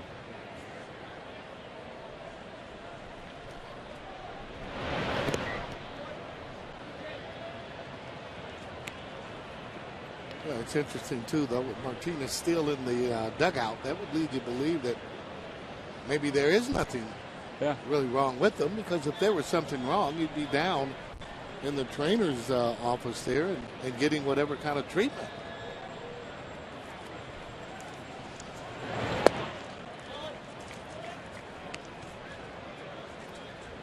Yeah, it could have just come down to the fact he was 3 for his last 36, and he probably feels Fontenot's a better hitter left-handed at this point. 2-1 the count to Desmond Jennings. And it's 3-1. Well, he's not sick. It's just the bat that's sick a little bit, and maybe it needs a little bit of a rest. Everybody needs a rest to try and get back on track. Ball 4. Jennings aboard, so that breaks the string of 11 in a row. And second walk issued by Lee. The Atlanta Braves are coming to town to wrap up the first half of the season. Friday, Saturday, Sunday, July 6th, 7th, and 8th. 2 night games and a day game.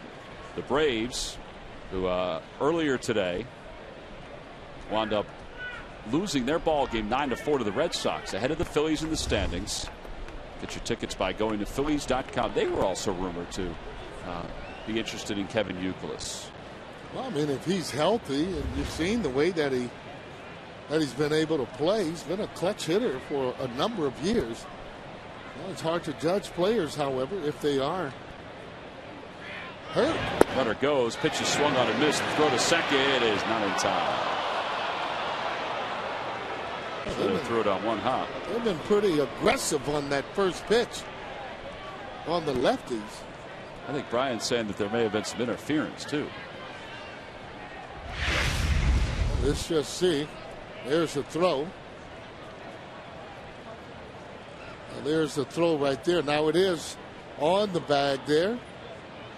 Now you got to stay with them, and a lot of times you push that foot right off that bag. Didn't see any interference there. Hey, I may have been talking out of school. They were discussing something at the plate. 0-2 the count. You know, that mask seems to kind of slip off where you almost can't even see where you're throwing. Well, and end up bouncing that. If it hadn't gone all the way, it would have had a better chance. And now he can get the hitter, Carlos Pena. He's got ahead 0-2 with a runner at second.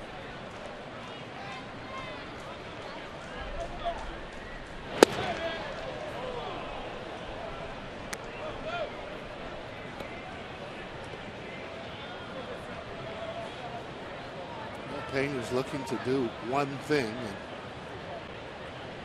that's swinging for the fences. He swings hard most of the time. Trying to look to hit the ball out of the ballpark.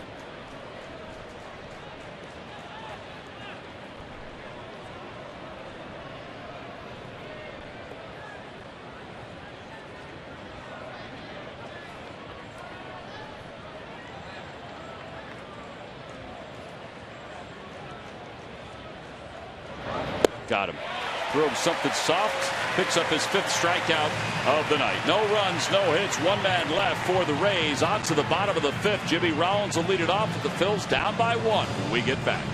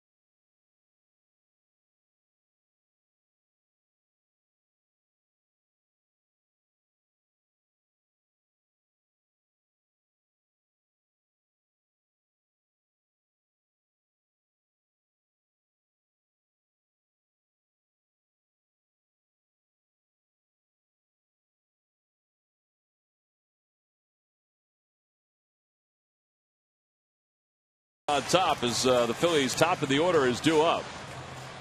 It'll be Rollins, Pierre, and Victorino. Rollins 0 for 1, lined out his first time up, walked his last time up. First pitch is upstairs, 1 ball and no strikes. Yeah, one of the reasons too, though, Jimmy Rollins, his average has gone up. He's been swinging at a lot more strikes than balls. Been laying off of that high pitch.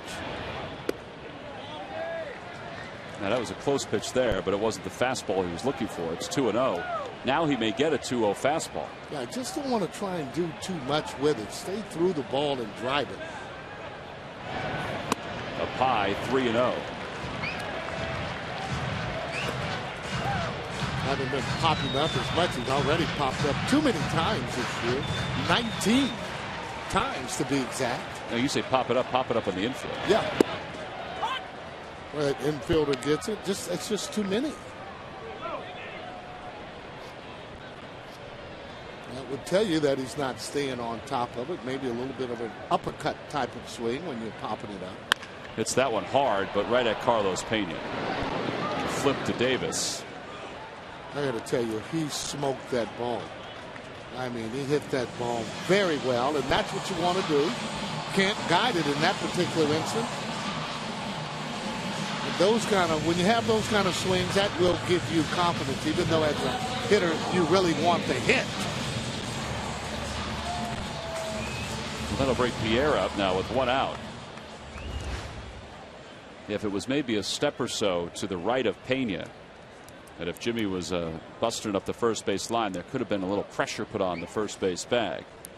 But once Pena realized that he had plenty of time, he took his time to get it over to Wade Davis. Yeah, I think too. Once he hits the ball for whatever reason, hit the ball hard, didn't run as hard, however, and getting to first base.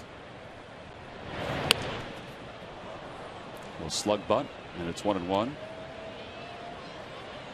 You know, the thing is, when you're not doing that or you're not hustling, you know, when you look bad is that when there is an error, when it is like a pop-up and you end up not running where maybe you could have been to second base even.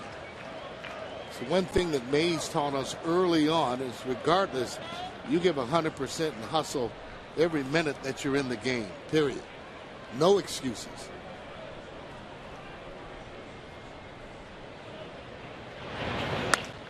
Charlie was asked about that the other day, and he said it doesn't surprise him when guys don't run the ball out or run at 100%. He said the only guy I ever see do it is the what do you say, the left fielder from the Nationals or the right fielder from the Nationals. He meant Bryce Harper. Yeah, Bryce hustles just all the time, and you like to see that, especially as a young player coming into the league. Juan Pierre is another guy that hustles for me all the time. Doesn't take any time off. He busted down the line every chance he gets. And the only other guy that he referenced to was Chase Utley and Kirby Puckett. So Chase and Chase, I still remember Chase when I was doing a magazine story on Chase years and years ago. We were talking about diving for balls and running as hard as you can up the first base line. He said he just doesn't want to have any regrets after the game that he could have gotten to a ball or beaten out a hit. Ground ball towards second. Conrad to his right. And then Pierre is retired. You see as he was moving up that line. Well, that's a good example of it just right there. 2 outs.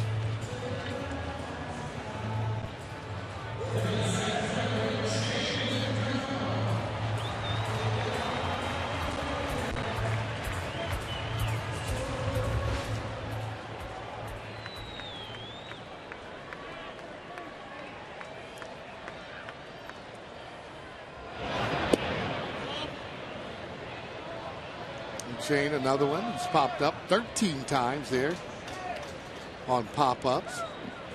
Again, that is a lot too for any player.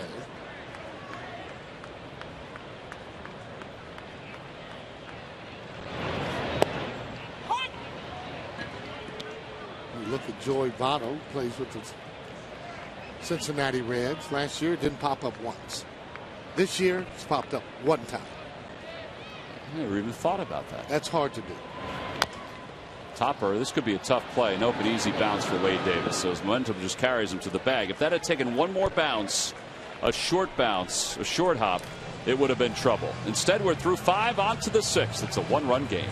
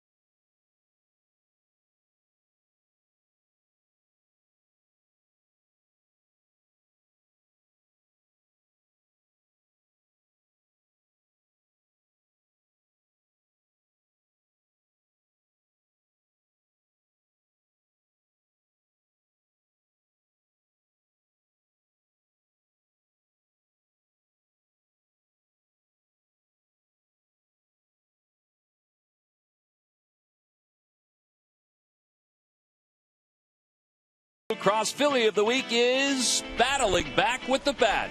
After a slow, struggling start during April and May, Jimmy started to heat up as summer arrived. The kickstart at the top of the lineup the Phillies have enjoyed for so long returned in June, and the leadoff hitter's bat once again began to deliver with consistency. As J-Roll goes, so go the Phillies, and his turnaround is brought to you by Independence Blue Cross. Now more than ever, we're here for you every step of the way. Oh, the sounds of Philadelphia and the Philly fanatic doing his best disco impersonation. Sarge, did you ever have a jumpsuit like that? No, I sure didn't. Did you ever have a hat like that? No, but my jumpsuit was all black all the way down. Yeah. I didn't have one of those red ones with the top, but that's what they wore back there in the day. I know they did. B.J. Upton will lead it off, and Upton takes low. So we're in the top of the 6th. It's a 3-2 ball game. It's a day-night doubleheader here in Philadelphia. If this matchup was maybe a day-night doubleheader between the Phillies and the Philadelphia A's a long time ago, and there was a makeup from a previous interleague game, maybe they would have to play one in one spot and one in the other. The 1-1 pitch to B.J. Upton. Let's say if the A's were still in town, because obviously they played in the same facility when they were both here, like in New York some years ago when the Yankees and Mets had to play one game at Shea and one game at Yankee Stadium for a day-night doubleheader. July 8th, 2000. Yankees and the Mets. Foul tipped. Did Schneider hang on? Nope, in the dirt.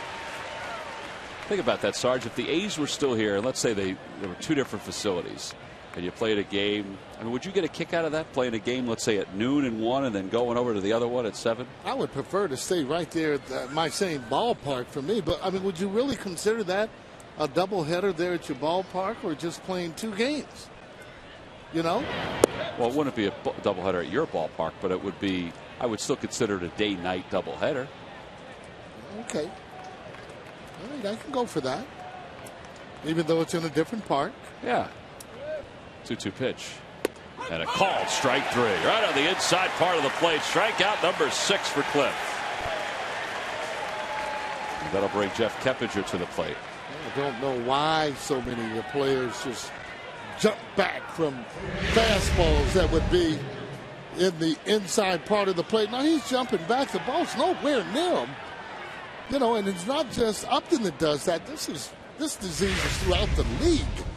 He's still yelling. That was a good pitch.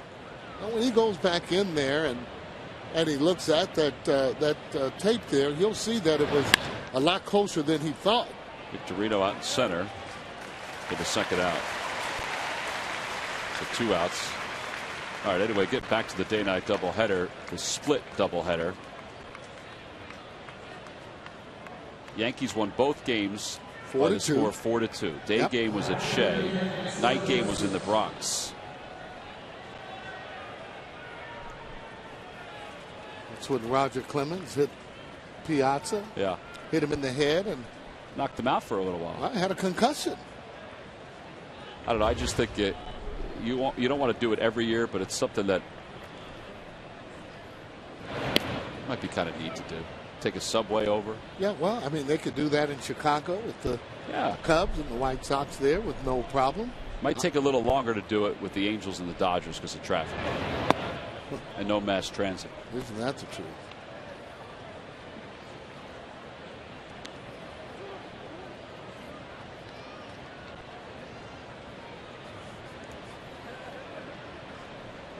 Two 2-0 the count to Ben Zobrist. 1-2 the count. Outside. Well, I heard Jamie Moyer talking a little bit today, saying that it's a good possibility that he's going to be back with a major league team this week, sometime or next week, sometime, and maybe in a starting spot. Said he's talking to several teams. Jamie was here today. He had an event for his foundation across the street. A line drive to left field. That'll drop in front of Pierre. And it's a 2-out single. It's the first hit for the Rays since the second. And that'll bring Sean Rodriguez to the plate. Oh, hit hard.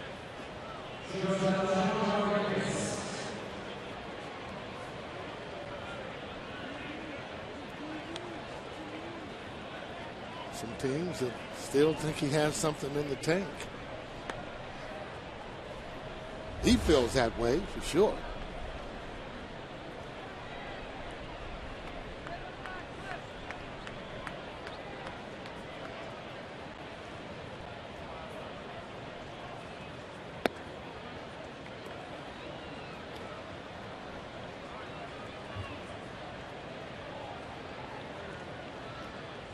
Back in the game again. This is one of those innings you don't want it to get away from you.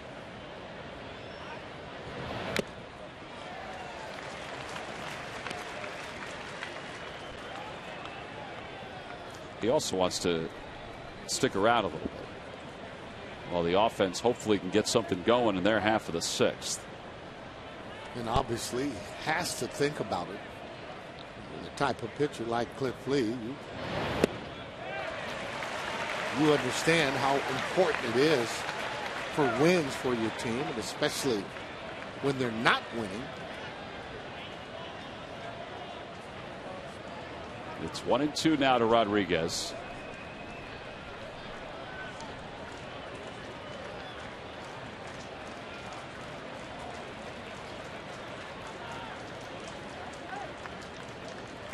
And the pitch. A little inside, 2-2.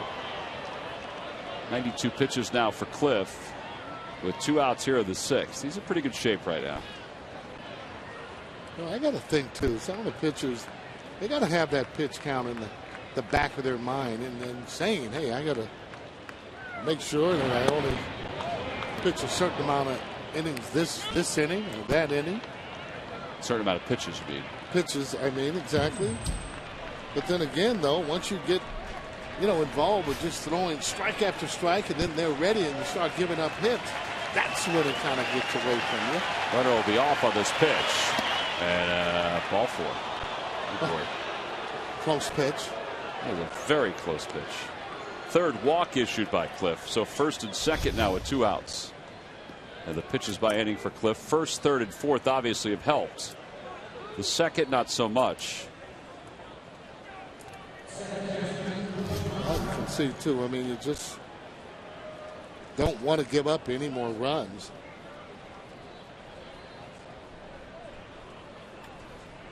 More importantly, you want to keep that pitch count down and the score right where it is to give your team a chance to come back. Conrad fouls the first pitch back.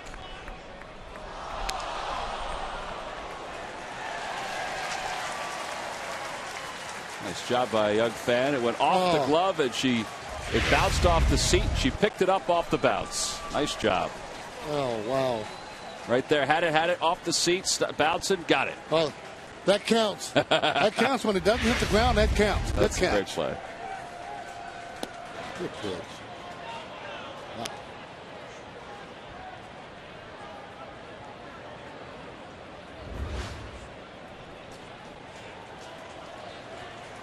If he comes with that cutter inside or maybe another off-speed pitch, but he needs to have good location. To right center field, on the run, Victorino and Pence. They're not going to get there. It's off the top of the scoreboard. 1 run scores. Coming home with the throw is Fontenot, and it's not in time. Schneider got wiped out. Over to 3rd goes Conrad. He has 4 RBIs today. And it's a 5-2 ball game, and let's hope Brian's okay.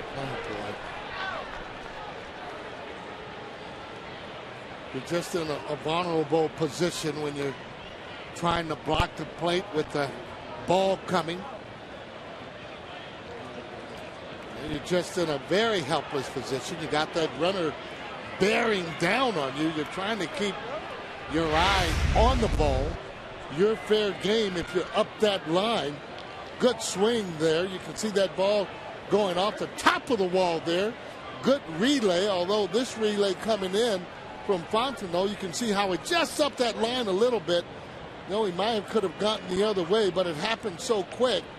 He's trying to block the plate, runner trying to score. Catcher gets the brunt of that collision. Here it is again. Yeah, see, trying to set himself. Yeah, there he turned his ankle. You could see he turned his right ankle. There it is again. And Rodriguez goes back to touch home. It's a 2-run double, so it's back to a 3-run lead for the Rays. 4 RBIs for Brooks Conrad. Yeah, this is exactly what I was talking about there with Cliff Lee, where he gets so close, he has 2 outs, and then all of a sudden it gets away from him. The whole inning gets away from him. Controlled damage is what you're looking for.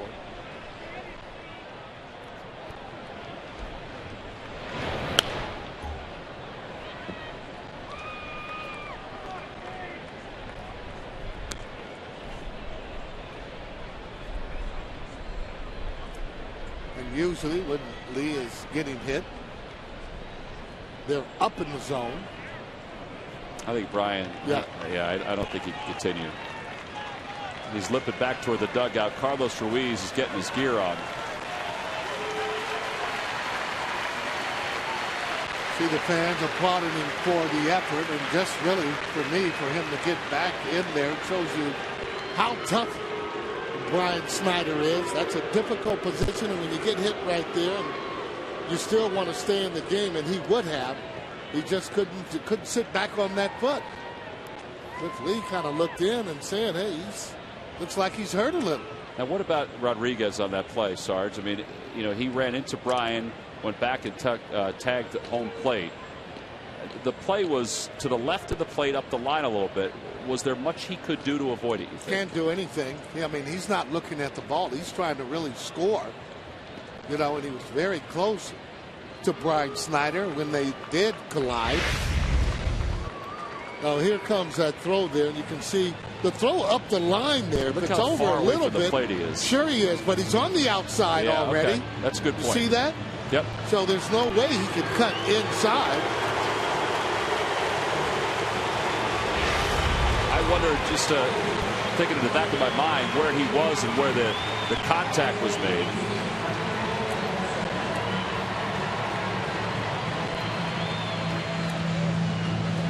Just going over signs, getting on the right page.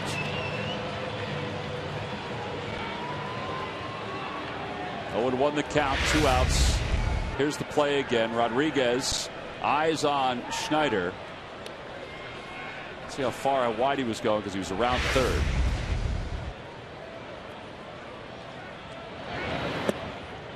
Low, 1 ball and 1 strike.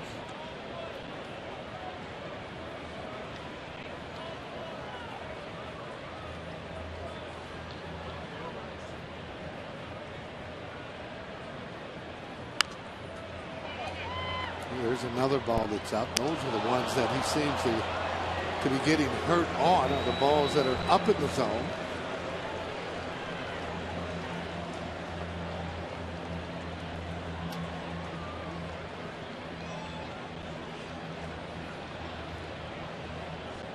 One-two pitch. Curveball hit foul. Here's the look from above. You see, Brian was kind of leaking over to the left a little bit. The only way that he would have been able to protect himself and hit the throw had it been a little bit further toward the plate. 2-2 the count. I don't think Rodriguez had any.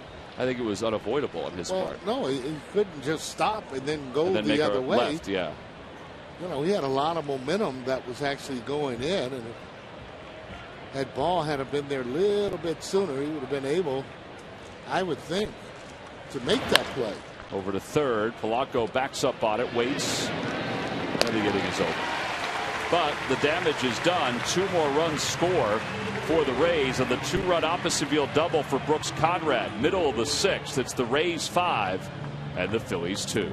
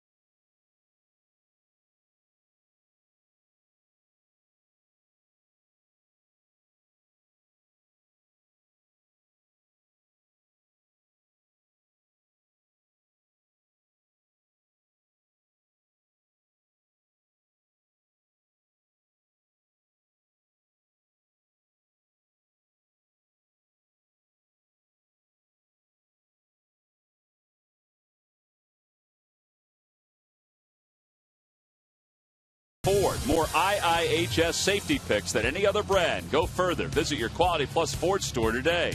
By Citizens Bank, we're for homes. Talk to us today about how we can help guide you to the loan that's right for you. And by Thomas Jefferson University Hospital. Call 1-800-JEFF now for an appointment. 5-2, bottom of the sixth. Rays on top. Hunter Pence, Placido Polanco, John Mayberry due up.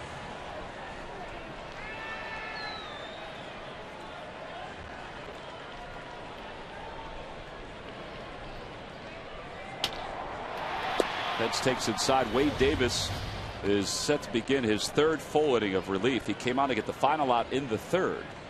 And then 2 innings, 2 full innings. The fourth where he allowed 2 runs. And a 1-2-3 fifth. Same situation here for Hunter. Get yourself a good pitch to try and drive. There you go. And be content with the walk. Yeah, I mean, if it's just not your pitch, you know, why just put that in play and make an out if it's not really the pitch you want to swing at? There's ball 4, so he walked on 4 pitches. I don't remember Hunter Pence walking 3 times at a ball game. He has walked more this year than in past years.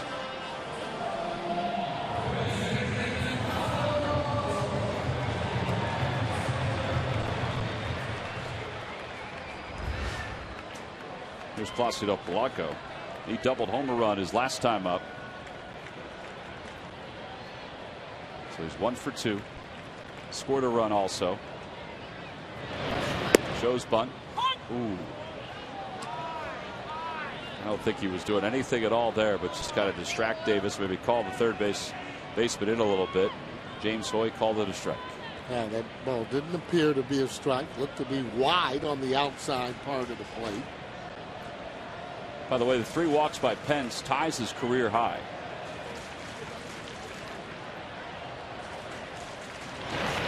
Opposite way, slicing away from Zobrist. It's past him and going to the corner. Pence to third, and he's being waved home by Samuel. Here's the throw to the plate by Conrad, not in time. It's a 5-3 ball game, and Polanco goes to third. Well, I got to think we almost had another collision there if he ends up catching that ball. Hunter Pence really bearing down and coming in there. Almost kind of pushed him down a little bit. Polanco getting over to third base. Take a look at some good hitting here. This is inside out swing, slicing away. It's going to kick in the corner. By then, Hunter is hustling and hustling, getting toward home plate. Now look how he kind of bumped him a little bit, and that made that ball get away from him. You can see that. No interference at all. Polanco getting over to third base. That's a big play right now so far in the game. And now here we are again. Mayberry, another big situation that you need him to be able to deliver in. And I say that infield is back. Yeah, the corners might be up just a little bit, particularly the first baseman, Pena. Everybody else is back, though, and the first pitch up and in. So Hunter Pence has walked 3 times. He has scored twice. Polanco has driven in 2. He's doubled twice. And now Mayberry, who had an RBI single his last time. 1-0 the count to Mayberry. It's not a strike. That's what you don't like. Once he kind of figures out the strike zone in Mayberry, then he's supposed to go up and get a good pitch. And he has a borderline ball at best that was up and in and tailing in. Breaking ball hit foul, and it's 1-2. Good swing.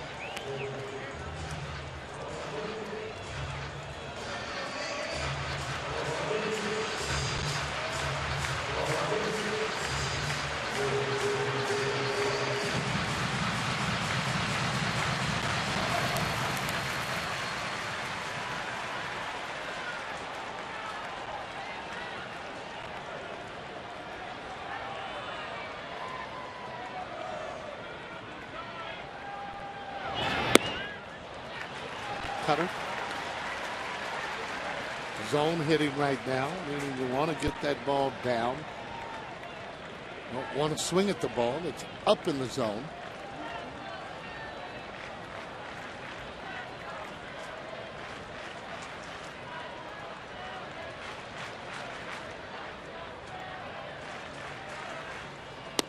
Got him on a slider, which is his cutter, as Sarge just mentioned a moment ago. One out. Here comes Carlos Ruiz. There's some kind of way you got to be able to get this run. You can't afford to leave him on third base here. One of the hottest hitters, obviously, in the league, Carlos Ruiz.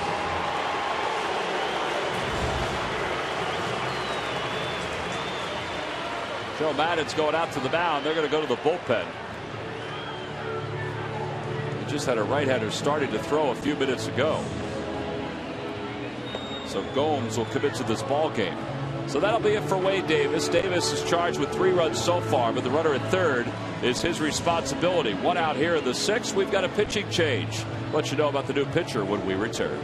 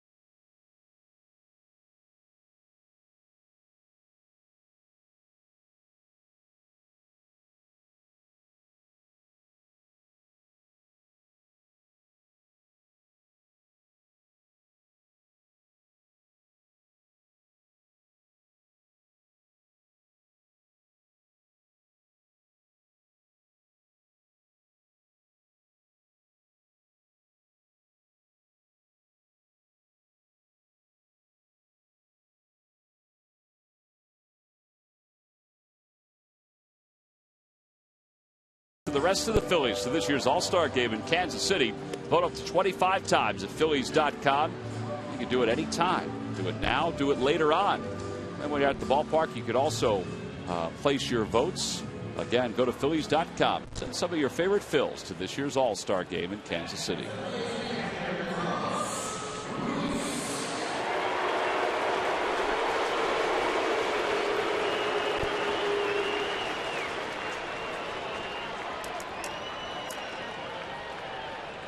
Brandon Gomes is the new pitcher for the Rays. 1-2, 5.19 ERA.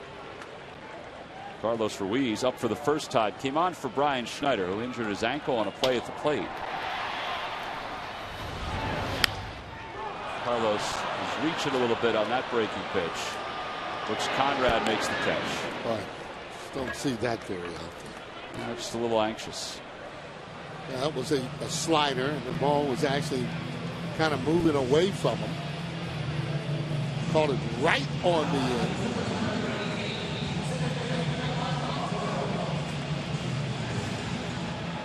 See if Mike can come up with a clutch 2-out base hit.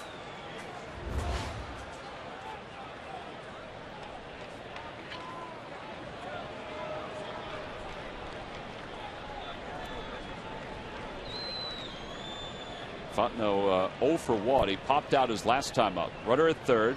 Ooh. And Gomes stepped off, but Polanco started him. Sprinted off the third base bag. Yeah, as long as he steps off, however, with that back foot, he's fine. But you're right, he did kind of startle him.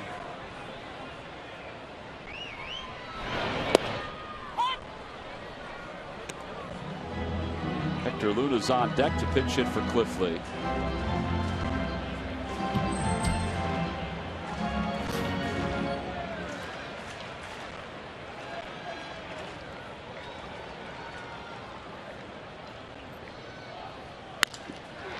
One hopper, Conrad scoops it up, and the inning is over.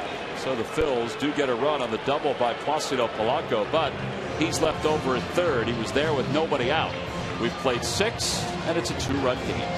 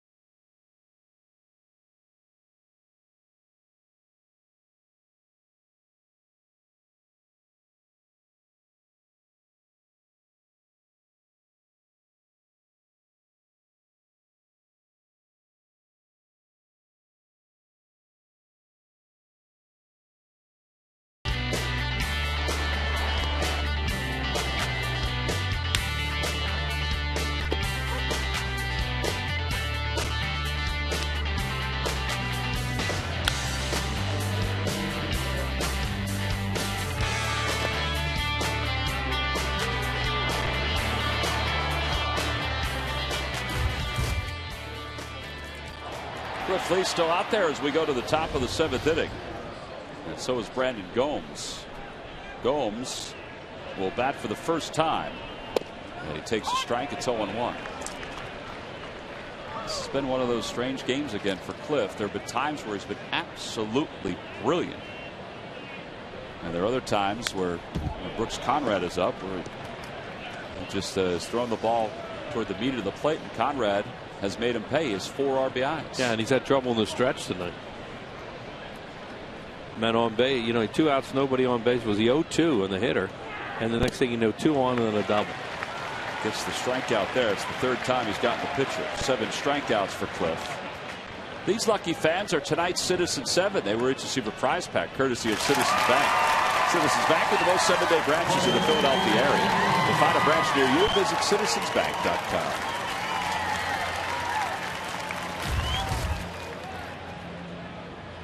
Desmond Jennings 1 for 2 with a walk. Cliff is due to lead off the bottom of the 7th, so they're going to try to get him through this inning. Another groundhog game, working in Groundhog Day again today. Runner at second, nobody out, didn't get him in. Runner at third, nobody out, didn't get him in. You're losing by 2. It's just amazing how this just continues, and you're almost at the end of June. It's not amazing, it's just it's a pattern. It's disconcerting after a while.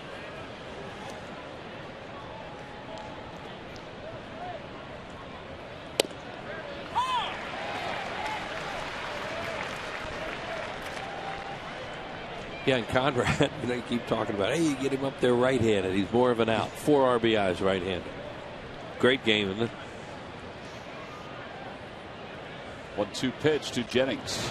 Curveball swung and missed. 8 strikeouts for Lee. So here you go. He has 8 strikeouts tonight. Rosenberg's warming up. Carlos Pena's coming up. Well, he got in trouble in the 2nd inning when he walked the leadoff man, and then he got in trouble in the 6th inning with a 2-out hit.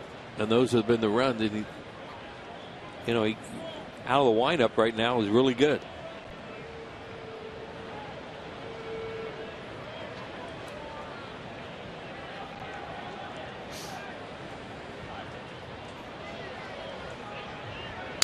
Broke his bat.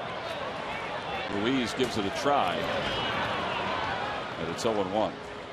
Carlos Pena, the 3-run home run at game 1. That's our Coors Light home run blast for this. Yeah. Middle in fastball. You see Ruiz's frustration, and that time just kept carrying and carrying right in the front row. Cold hard blast brought to you by Frost Brew's Coors Light. Got a new piece of wood there. Got plenty of pine tar on it. He's going to throw some pine tar and rosin on it too. That is the mixture of that Manny Motus stick that they use. And as long as they don't have it in their glove, they're just fine. Well, as long as they don't get caught having it in their glove.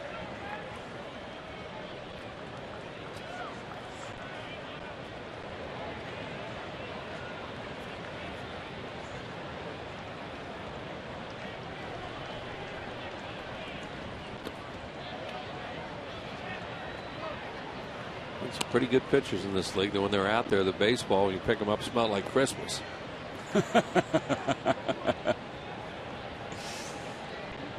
Something's been around a long time.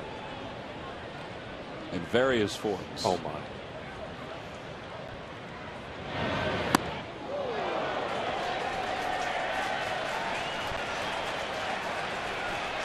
Pena's not really a diver, but he's not going to. He's not going to dive after that one. But they've been pitching him away so much. Maybe they thought he was starting to dive a little.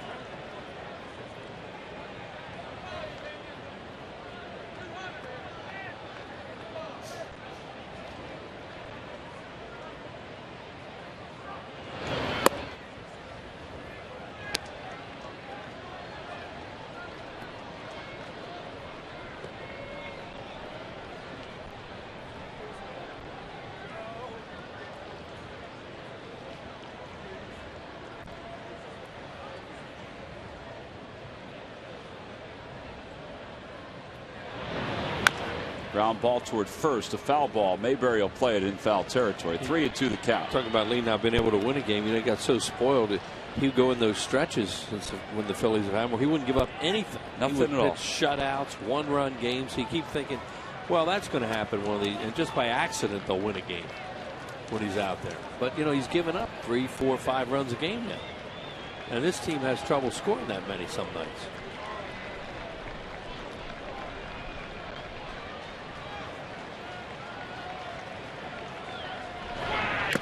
Got him. Ruiz hangs on. 9 strikeouts. Lee has just struck out the side here in the 7th inning. Time to stretch in Philadelphia. Phil's looking for a little offense with the pitcher spot due up when we get back.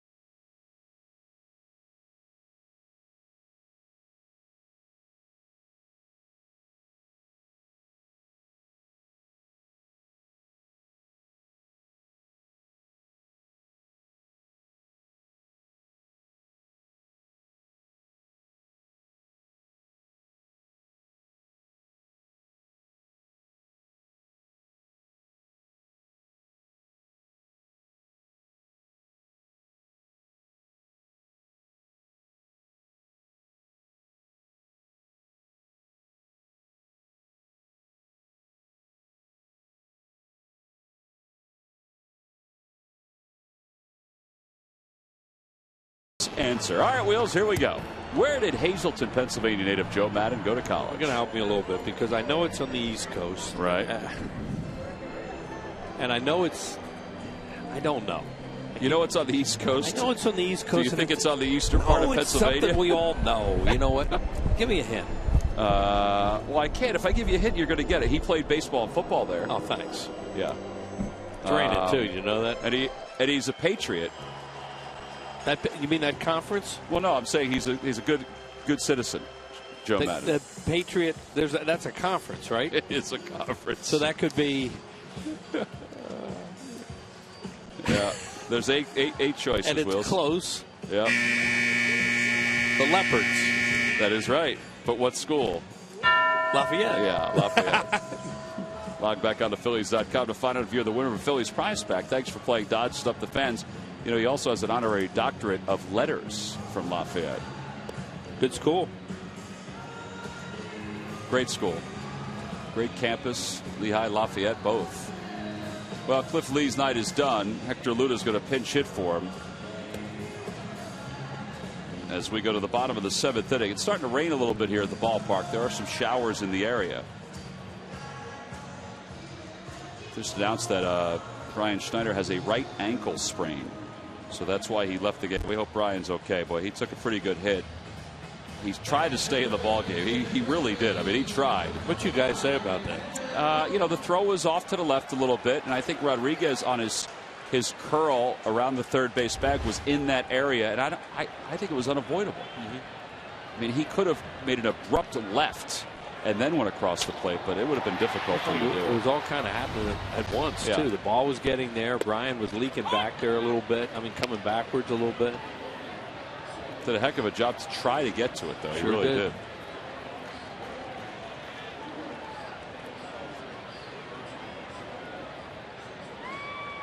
Here's Rodriguez at shortstop. Swing and a miss. 0-2 the count to Luna.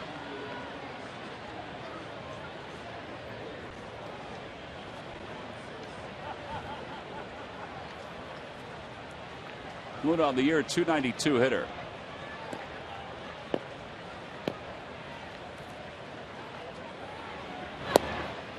And a swing and a miss for the first out here at the bottom of the 7th inning. This whole starter slash bullpen game that the Rays are throwing at the Phils has gone quite well for them. Cesar Ramos started. He went 2 2/3 scoreless. Then Wade Davis, he allowed 3 runs in 2 2/3. Now it's Gomes, who's retired the 3 batters he has faced. Walks have been the only thing that's really hurt the Rays, during this this outing. They've walked 5 Phillies, including Rollins once.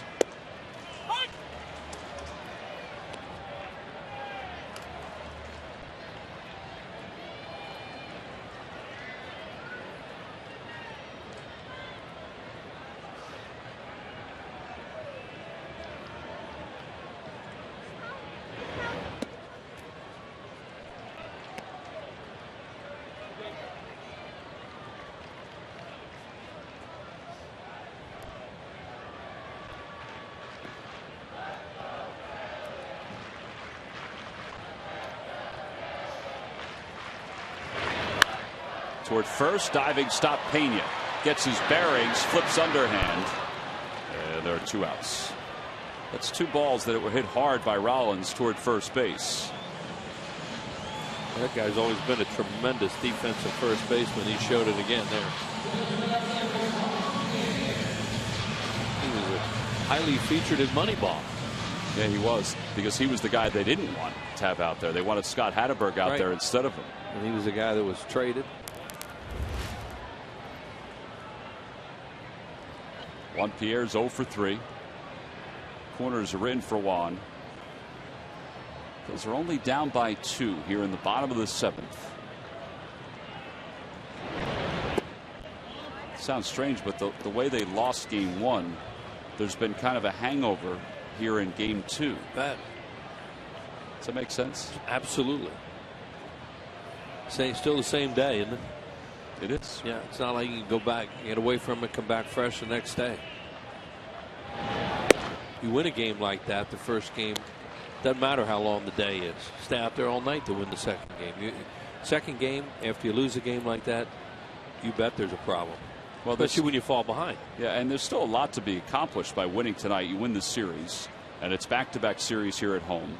It's a 4-2 homestand heading into 4 against the Pirates. And they've had a couple rallies in this game, but then they cut them short by not advancing runners and doing the things you have to do to win games consistently.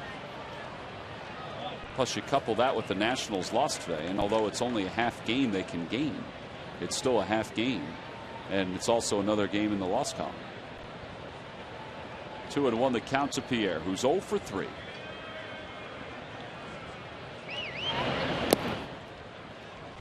Get him on, then the tying run is coming to the plate.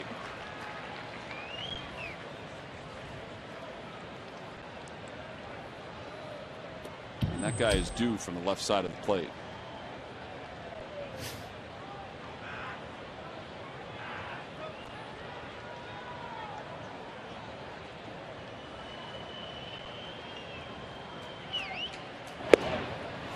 Ooh.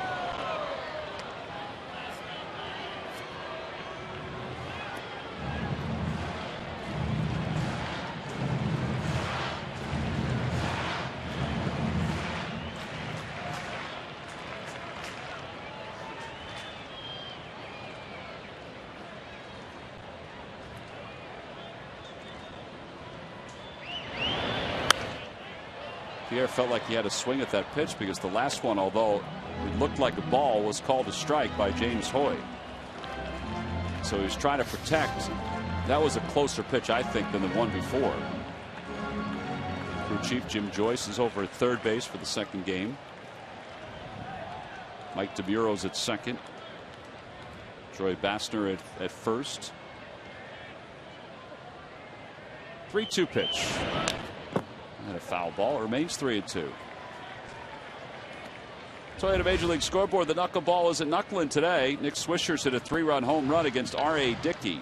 His scoreless streak comes to an end at 44 2/3. It's the 9th longest in Major League history. Really impressive. 2 straight one-hitters.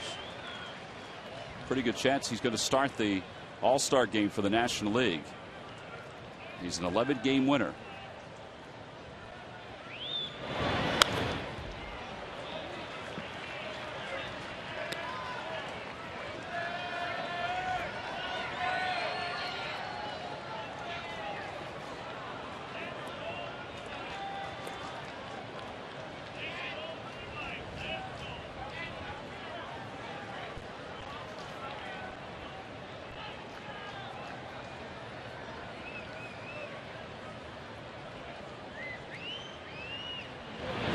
The air hits it in the air to right field. Not that deep. Playable for Zobrist. And he'll put it away. It's a 1-2-3 7th inning for Gomes. So 5 in a row retired by Gomes. We've played 7 here at game 2 of this day-night doubleheader. Rays on top 5-3.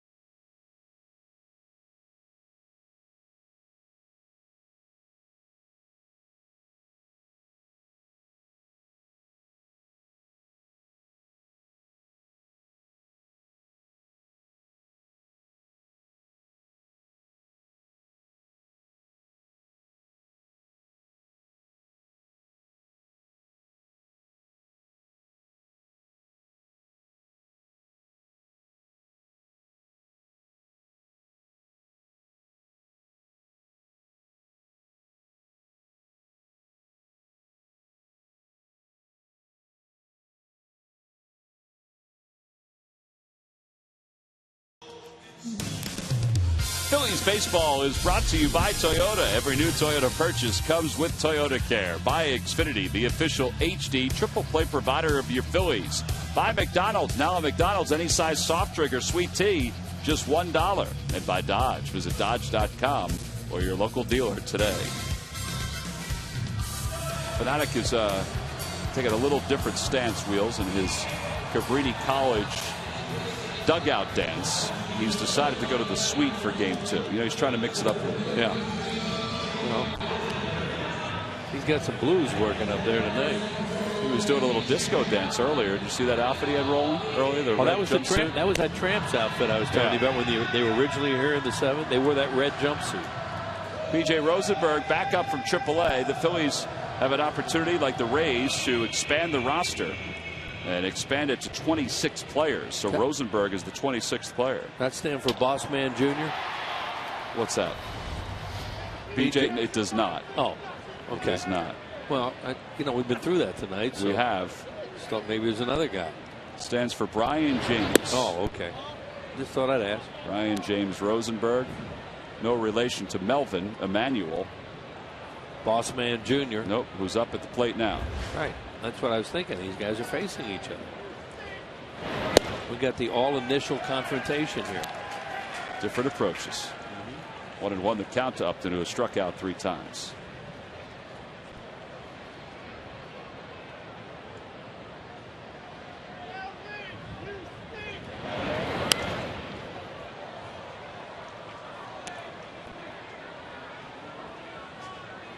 P.J. Rosenberg, when he was up, when he made his major league debut, when the Phillies began interleague play, or at least when they began that road trip on interleague play, showed a pretty good fastball. Yeah, one real strong. 96. Yeah, one real strong inning. They came out through a hanging slider and lost the game on a home run.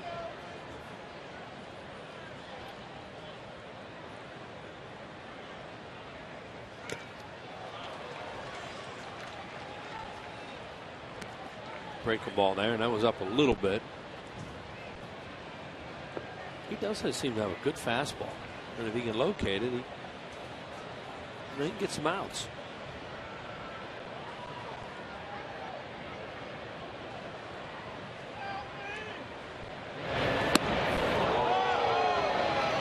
Get your attention.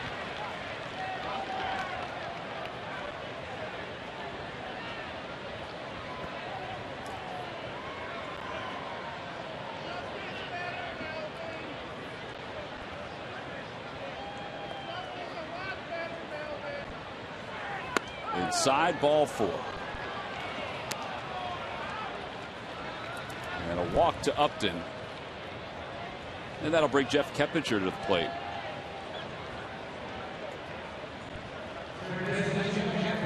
Rain has picked up a little bit over the last minute or so. We did say there would be some showers in the area. Mm-hmm.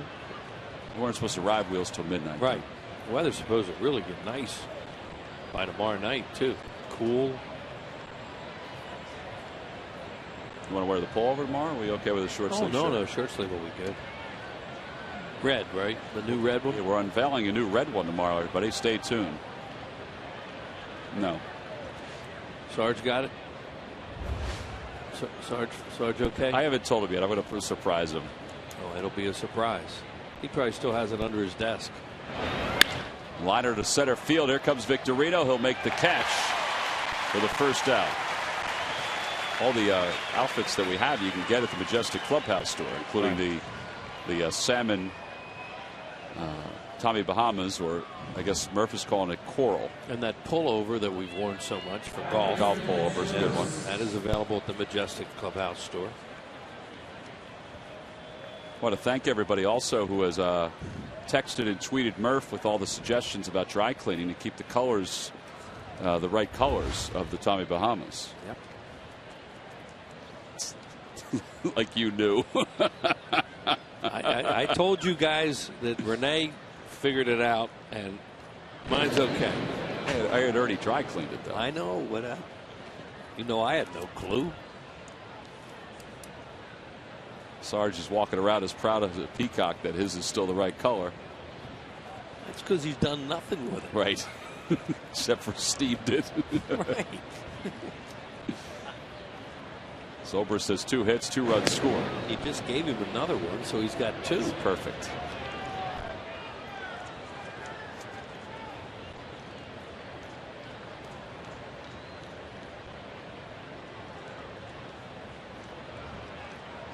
Guys, actually, as I'm walking around the crowd tonight. Oh, hey, Murph. Yeah, hey. A lot of people yelling at me dry cleaning suggestions for the shirts.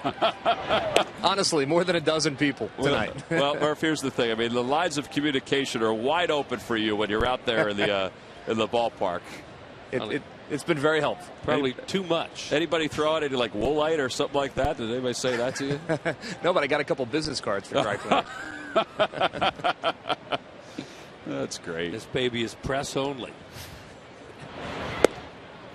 On the outside corner, 1-1. Well, it was about time the Phils got one of those.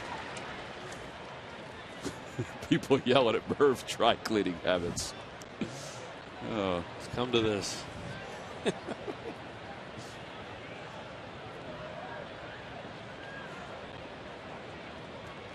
Carlos Ruiz thought he had the night off, and unfortunately Brian Snyder got hurt in that play at the plate, sprained his ankle.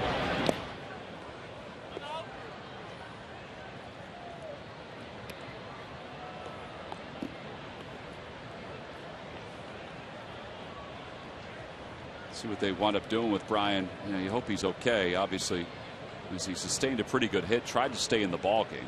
He's a pretty tough guy. 2-1 the count to Zobrist. Yeah, you just tell he's really hobbled.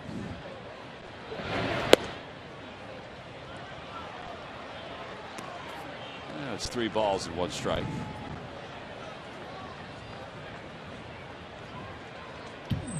Sean Rodriguez on deck.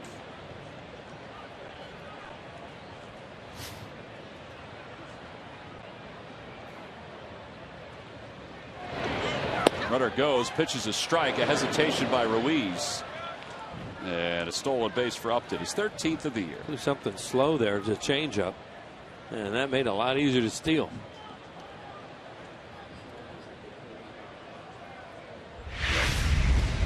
Watch a pitch here. Oh, yeah, you see it. It's a fade or a changeup. And Carlos didn't get a real good grip on it right away.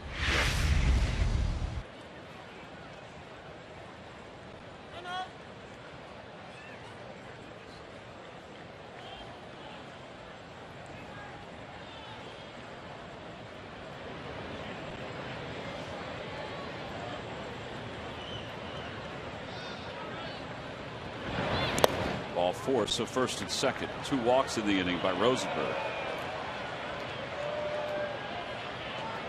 And here comes Sean Rodriguez. Quick trip to the mound by Rich Duvey. Rodriguez tonight is 1 for 2 with 2 runs scored. He has an RBI double and a couple of runs scored. Just kind of settle him down here. Get him back in the strike zone. Tomorrow night on Phillies Clubhouse, Shane Victorino co-hosts from his celebrity fashion show, and Charlie Manuel looks back at the day he found out he'd be the Phillies manager. Don't miss a new episode of Phillies Clubhouse presented by Mercedes tomorrow at 11 right here on Comcast Sportsnet.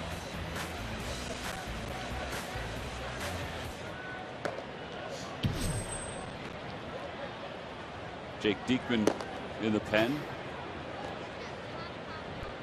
Brooks Conrad's on deck.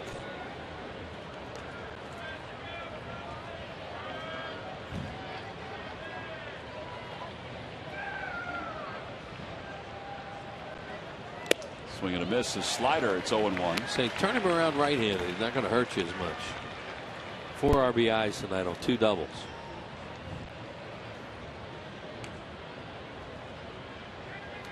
The thing about Conrad is that everybody always knew that he could hit a little bit. It's just his defense.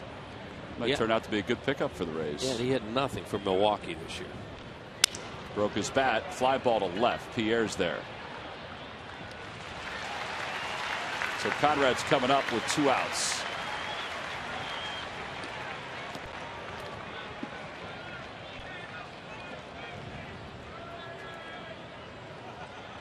You're going to let him pitch to him. But maybe he might go bring Diekman into the game just to turn him around right-handed. But he really hurt Cliff Lee right-handed tonight. Conrad 130 overall, Wheels, but 500 as a National League player this year. As American League player this year. Yeah, nationally he just struggled. That's why Milwaukee got rid of him. It's not like the Brewers are having a good year.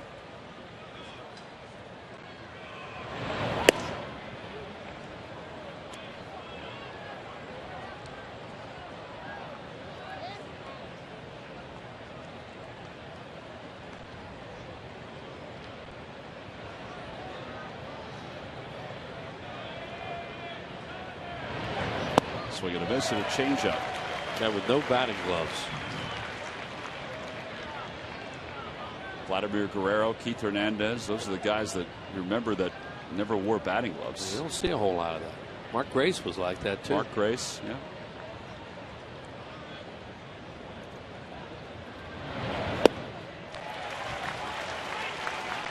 He's got a couple pretty good changeups here in this at bat. Well, that's the way to approach Conrad because he's a low fastball hitter and he can hit anybody's fastball down. Left-handed. Good play by Carlos. Smother it.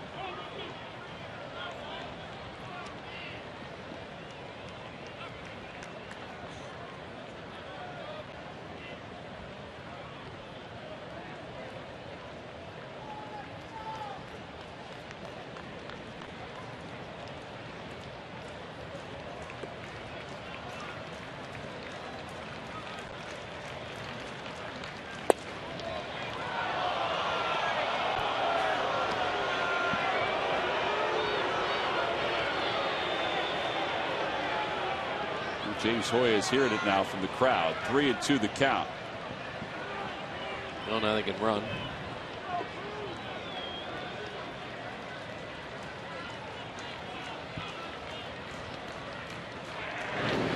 Outside, ball 4. 3 walks in the inning. And the bases are loaded for Lobaton. Charlie's taking a look at his lineup card. Lobaton right-handed, 409, left-handed, 167 coming into this game.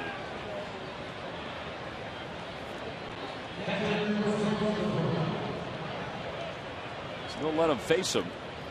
22 pitch inning right now for B.J. Rosenberg. Boy, it's really starting to rain hard. Yeah, it is.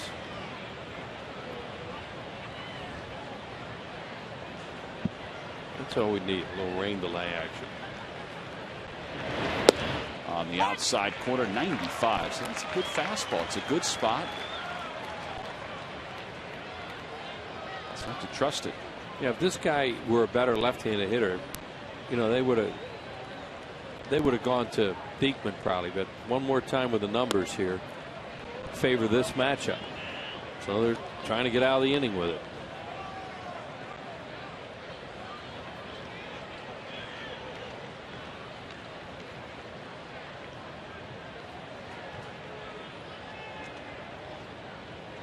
Swing and a miss. He blew it right by him. Yeah, in an area where left-handed hitters will hurt you too. Sure. But it looked like he was looking outside, maybe at that changeup, and he just wasn't prepared to catch up to the fastball. 1-2 the count to Lobatone. Rosenberg's walked 3 in the inning. Got a chance to get out of it here. And the pitch. Oh, boy. Well, I feel like we've said that a lot tonight. Louise is going to say something to James Hoy. Yeah, that looked like a strike. Don't get thrown out now. There's no catcher. I think Hector Luda would be the next guy, and he's already been used. Yeah, that's what I mean. Don't get thrown out.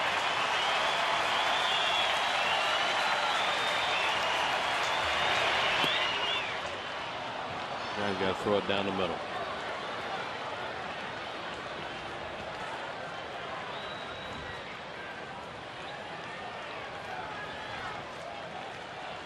Upton's over at third. Zobrist is at second. Conrad at first. It's 3-2 with 2 outs. Phillies down by 2 here at the top of the 8th inning. The 3-2 pitch. Inside, ball 4. It gets away from Ruiz, goes down the dugout stairs. A run scores. They'll send Zobrist back to third. And everybody else back to their spots. It's 7-3. No, 6-3, excuse me. Here in the 8th. Whitey used to say, "Oh, brother." 4 walks in the inning. Here comes Charlie Manuel. That's going to be it for Rosenberg.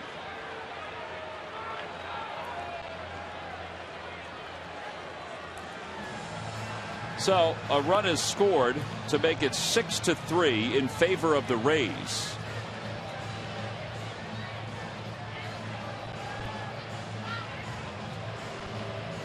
B.J. Rosenberg is done. Jake Diekman is coming in. Bases are loaded. 2 outs. We've got a pitching change here in Philadelphia.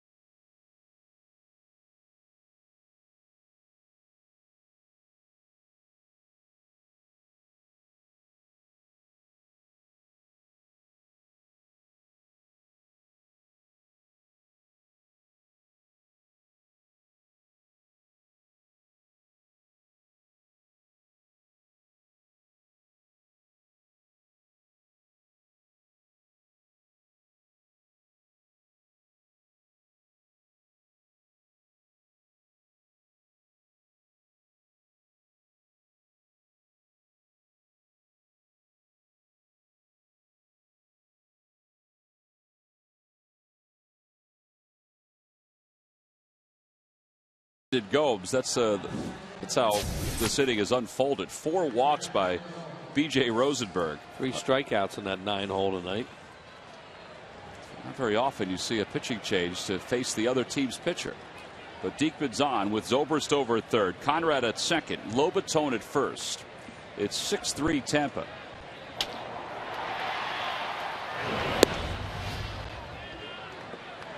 One ball, no strikes. 15th ball game, as you saw from Diekman. He's had nights where his movement, his fastball has been really good. 17 strikeouts and 11 2/3. And that's inside 2-0.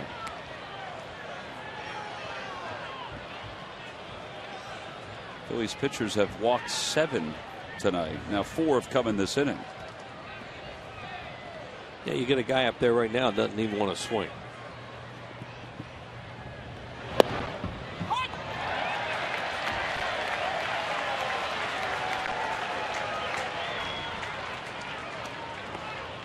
It was mentioned this is the final day of interleague play, and the American League will have its largest win total since 2008. 3-1 the count.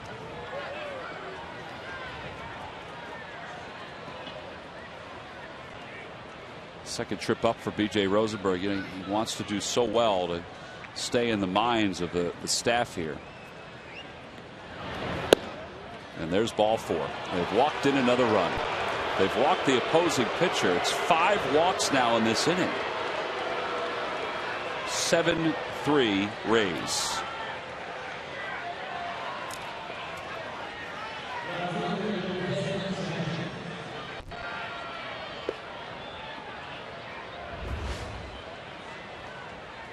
Desmond Jennings 1 for 3.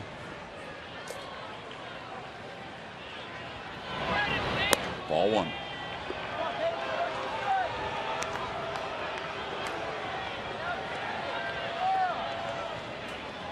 Carlos going out to the mound. This is actually a good trip, I think, just to, you know, settle him down a little bit more. He's only faced the 1 batter, but he's only thrown 1 strike. Well, Carlos just tried to change it up a little bit and have him throw a breaking ball, see if he could get that over. And that was way high and outside. Threw all fastballs at Gomes.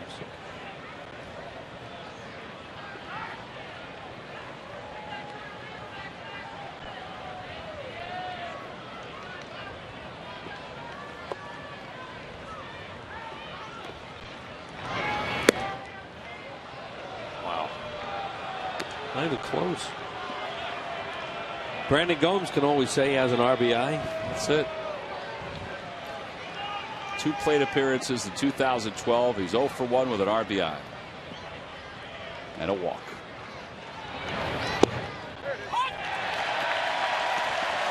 Heard somebody in the background say, there it is.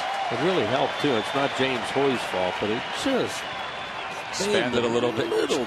Just well, earlier he was expanding it. We were saying that he shouldn't have. I'm not going to cry about it, but you know, just it would help.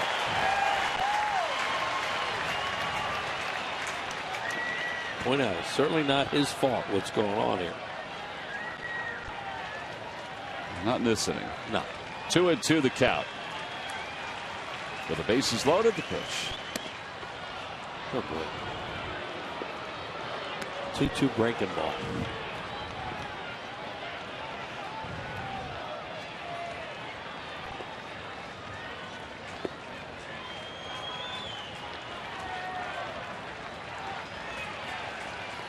Runners take off and a foul ball.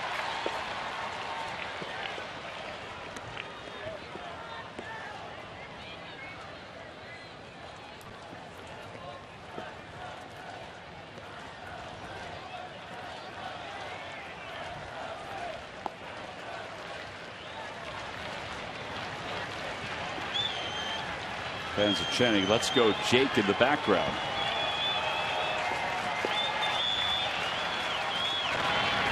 Swung at ball 4. Fortunately, the inning comes to a close. Second time Jennings has been struck out tonight. 5 walks in the inning, 2 more runs score. On to the bottom of the 8th. Phillies down by 4.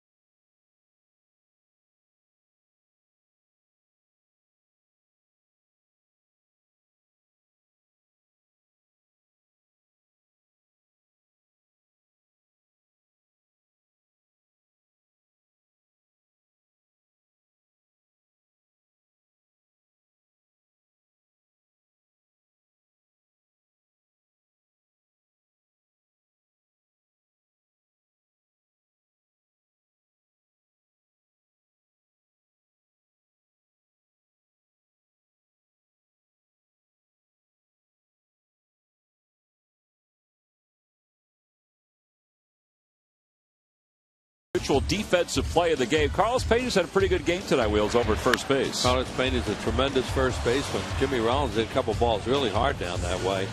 One was right at him. This one, he had to go hard to his left. Makes the play, flips to the pitcher covering. That Liberty Mutual defensive play of the game. Responsibility, what's your policy? Changes. Elliott Johnson comes on to play shortstop. Sean Rodriguez moves over to third base.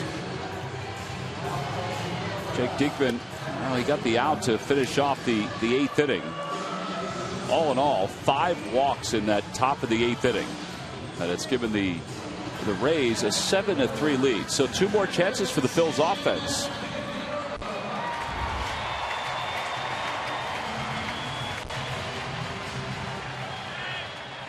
Certainly have a 5 spot in them. It's got to start here, though. Here we go. Victorino, followed by Hunter Pence, Placido Polanco.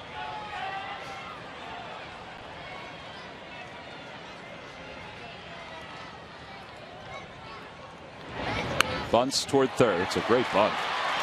Gomes, no chance. That's a great bunt.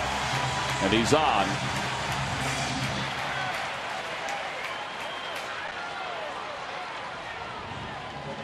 Hey, put in no man's land right there. Third baseman's not going to be able to get to it. The only person who can make a play on this is the pitcher. And, you know, Victorino just runs too well. He's going to beat that play, and he did.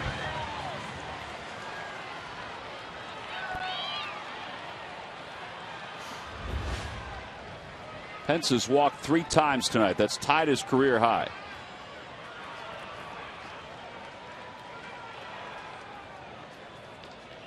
And the first pitch breaking ball is taken for a strike. It's 0-1.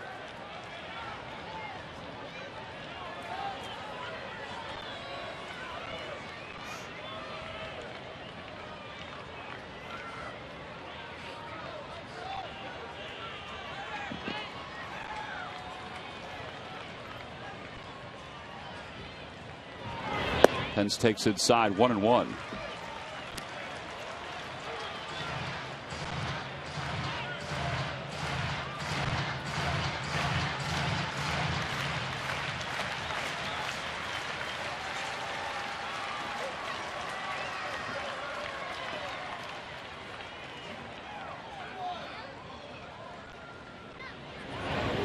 Little number foul. Threw him a spinner. It's 1-2.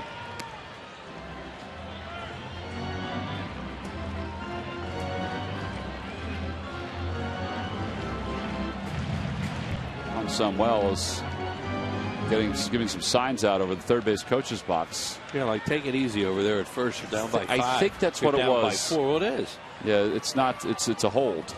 Yeah.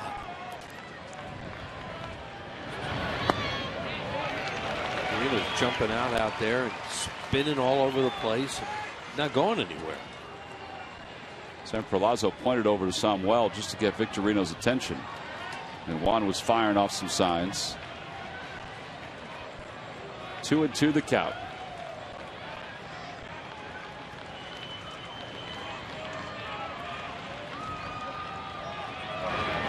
Grounded to third, picked up by Rodriguez. There's one. And around the horn, a 5-4-3 double play. 2 outs here in the 8th. The inning is left to Placido Polanco, who has 2 doubles and 2 RBIs in this ballgame. 7-3 Rays. Game 2 of this day-night doubleheader. Everything else around baseball is done except for the Rangers and the Rockies. That one's 4-0 in the 7th. Rangers and the Mets and the Yankees. The Yankees leading the Mets 4-1 in the 5th. Yankees look like they're threatening again.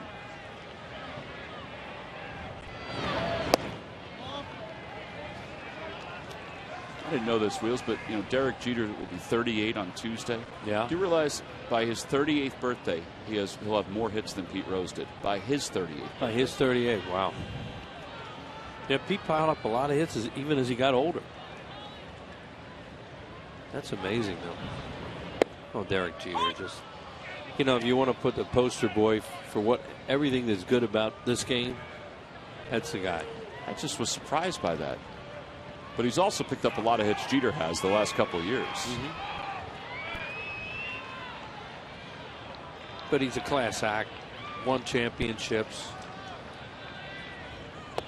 Guys are wondering, or folks are wondering, will he ever move from shortstop just to continue to hit? I guess there's every chance that could move him to the DH, or I don't know. Be tough for a player like him that's so used to being in the action. Well, that's what he said. Take a shortstop and make him a DH. Now they're so used to being a big part of the game. Well, they'd never let him leave, and you know they've got Rodriguez, they've got Cano at third and second. Make A-Rod more a DH than Jeter.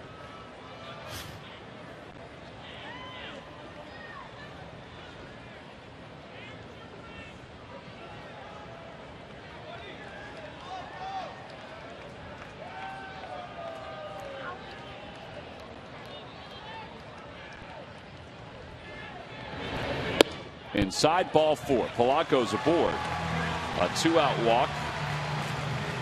John Mayberry's the batter. Good news for the fans, too, as it stopped raining. Yep. Well, good news for the fans down in Florida that it stopped raining, too. But did you see a shot of Bright House Field? Unbelievable. Is that remarkable? Looks like a swimming pool. And the entire complex apparently underwater. Maybe I don't know how I missed this. A tropical storm or a hurricane? Tropical Storm Debbie. Tropical Storm Debbie. Yeah. Well, that produced all that rain, not only there, but also on the Carpenter Complex, which is, you know, over the left field wall. It's headed towards South Georgia, evidently, and moving slowly. Yeah, that's amazing to see that shot. You think of how many wonderful days and nights we spent in that facility. Just look at the beautiful sunshine, the green grass, and to see it underwater like that is amazing. Well, the grass is going to stay green. Oh, yeah. Poor Opie trying to get that field back in order. Opie, if anybody can. Great grounds crew guy down there. Mayberry takes a breaking ball after the trip to the mound by Jim Hickey. Hal's been warming for a while.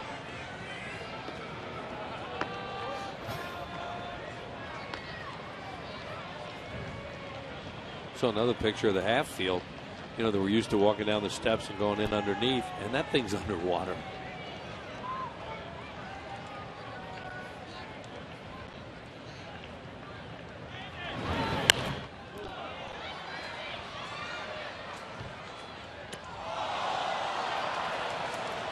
That's the walkway that we use to go into the ballpark. There's Joe Savory where Sarge walks in carrying 3 or 4 shirts so that he can have the right one. Now he just hides them in his car. Yeah.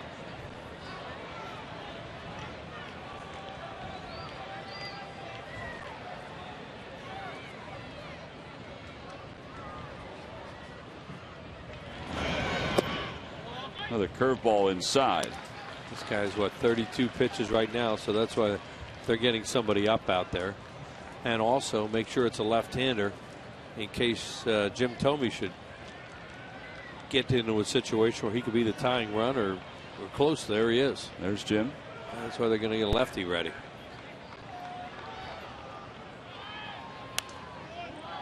Two and two the count. Mayberry fouls it off. Is this the area? Is this the area that's underwater, you think, in spring training?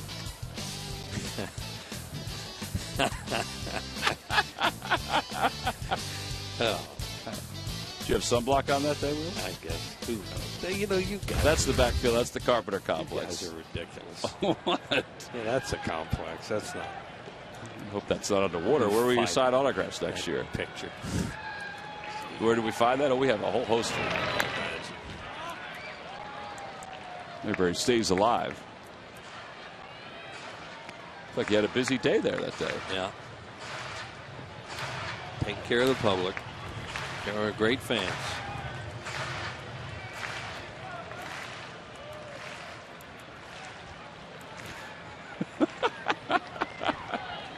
Boy, it's a long day.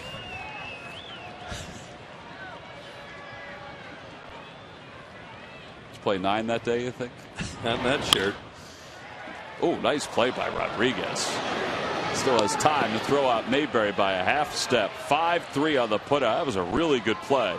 Side is retired here in the 8th inning. No runs, 1 hit, 1 man left. Little defense from the Rays, not really known as a good defensive team.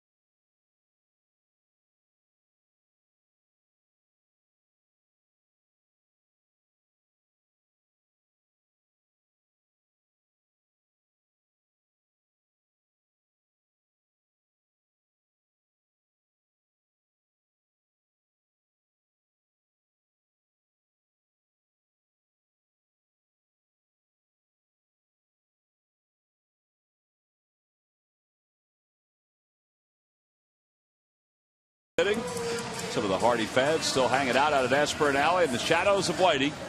44,088 on hand today for the second game of this day-night doubleheader. And Jake Diekman remains in the ballgame. He'll pitch this 9th inning, face Carlos Pena at least. It'll be Pena, Upton, and Keppinger. Phillies lost game 1. That was a hard one, 3-2. They gave up 3 runs in the 8th inning. And here at game 2, Cliff Lee went 7, allowed 6 hits and 5 runs, 3 walks. He struck out 9. Now with 86 strikeouts on the year.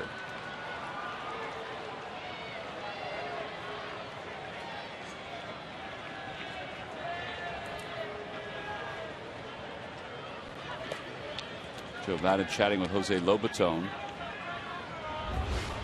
Carlos Pena has struck out his last 2 times up. He's 0 for 4.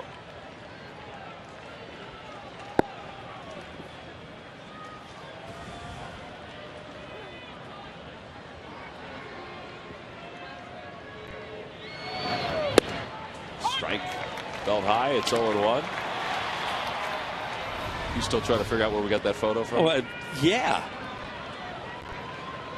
I can't imagine who gave you that. There should have been a photo credit put down there on the bottom. How about Frank Kopenbarger? I don't think so. Bzzz.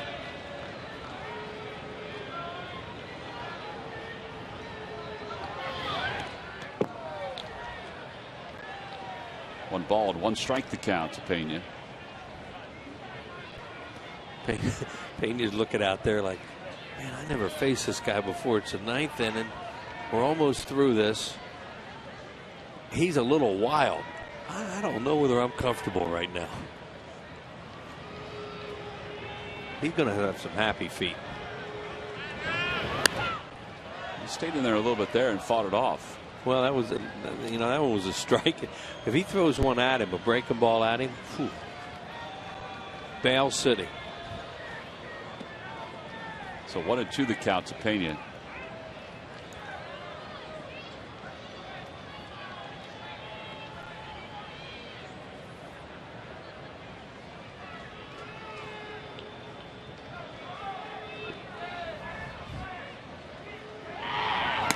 High, 2-2.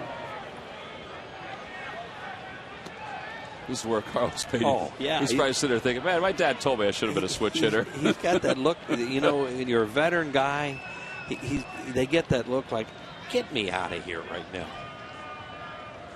I don't want to embarrass myself or the game, but I don't want any part of this.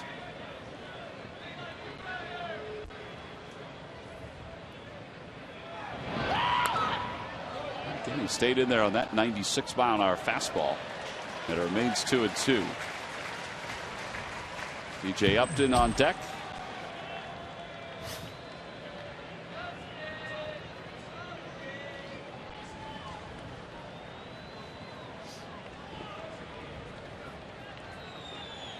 I'll have memories of Jake Diekman in the years to come until the next time these two teams face off.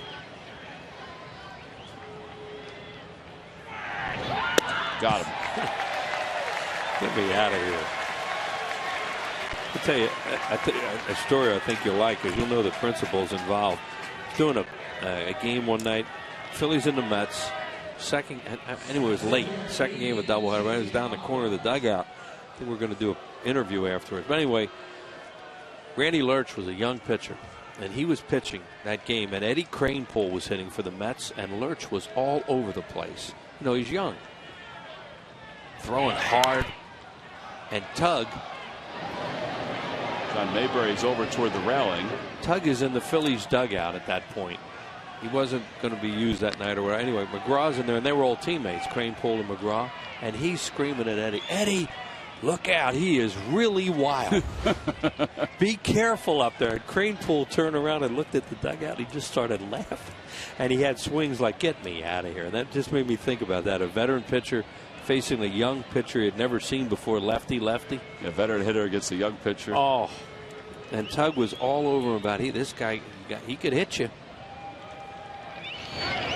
He probably didn't see him at all in spring training. He may have seen him in spring training, but Jake did pitch a little bit in spring training. 0-2 the count to B.J. Upton with one out here in the top of the ninth.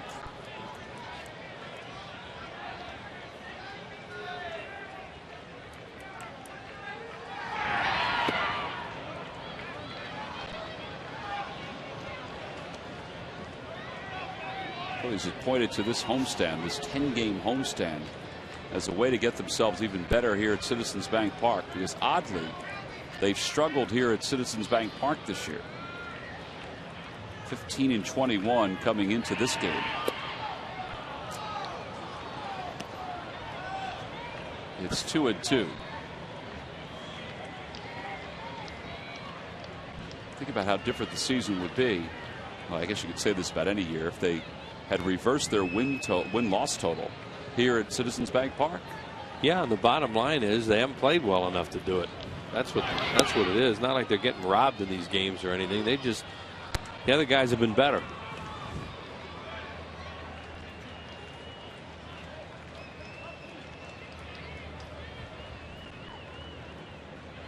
These guys are ready for a souvenir. Yeah, they're having fun. One glove's going to eat the other glove. Ever since they've been watching the Phillies, they've been going to the postseason. Swing and miss. 2 outs. 3 straight strikeouts for Diekman. It's a long night for Upton. Elliott Johnson's the batter. Upton struck out 4 times. Coming up this week, 4 games against the Pirates. All 4 on Comcast Sportsnet. Then Wheels, we're going to South Florida, South Beach for the first time. Yeah. Friday, Saturday, and Sunday. Night game on Friday, day game on Saturday, day game on Sunday on PHL 17. Then an off day in New York, and then a series against the Mets. Elliott Johnson up for the first time tonight. This year's kind of strange because you'll see 2 new ballparks for the first time. Just saw the one in Minnesota, and now we'll see the one in Miami. I'm sitting down sometime and think how many parks have been in. Got to be a lot. I think it's as many as Jamie Moore. Was Jamie Moore at 50? Is that what it was? Is that what it was? Yeah. I don't know. I've never thought about it. Just then. The fact we're going to see 2 new ones this year.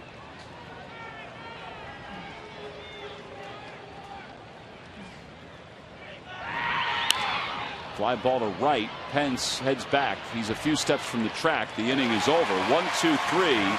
Go the Rays. 3rd time tonight, the Rays. 4th time they've been retired in order. One last chance for the Phillies as we go to the bottom of the ninth. They're down by 4.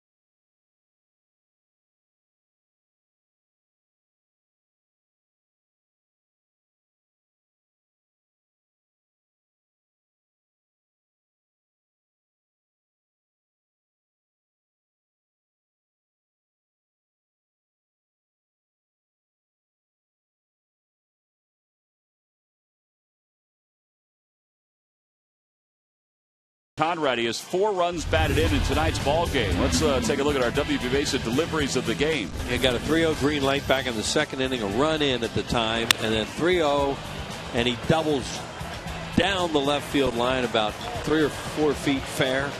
That made it 3-0. And then the Phillies had gotten back within a run, and then the 6th inning, here he goes again. Looked like fastball away, and he took it that way, and it went right off the top of the wall, and 2 more runs scored. This is the play in which Brad Schneider gets run over and hurt. Eventually had to leave the game with a sprained ankle. And Brian continued for a pitch or 2. Those are our WB Mesa deliveries of the game. Well, this hodgepodge of the pitching staff tonight for the Rays has produced 2 2/3 from Ramos, 2 2/3 from Davis, 2 2/3 from Gomes, and now J.P. Howell to pitch the 9th inning. He'll face Carlos Ruiz. Ty Wigginton, who's on deck. And then the pitcher's spot, which is Diekman. Figure that Jim Thome will get a chance to get a swing against J.P. Howell.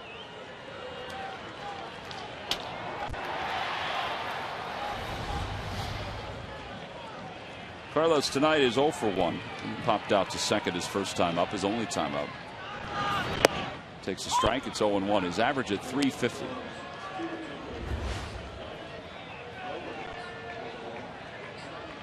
Got to give credit to the Rays tonight for what they've done pitching wise. Yep. I'm sure there were people that were looking at what Joe Maddon's plan was, that on paper he might be giving this game up by not starting a starter. Hasn't been the case.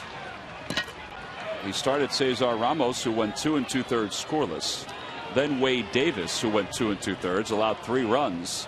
Then Brandon Gomes. And it's worked.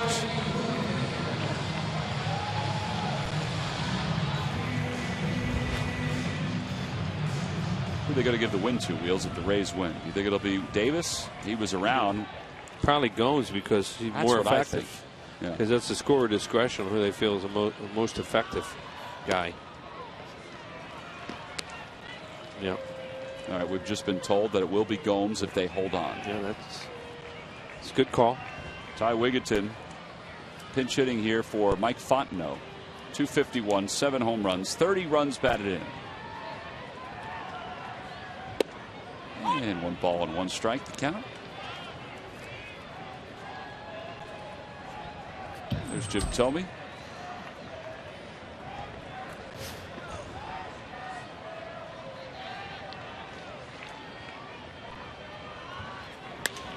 To left field. Desmond Jennings looks like he's got room, and he does for the second out. So down to their final out are the Phillies. Well, this will make everybody happy. 1 additional chance to see Jim Thome.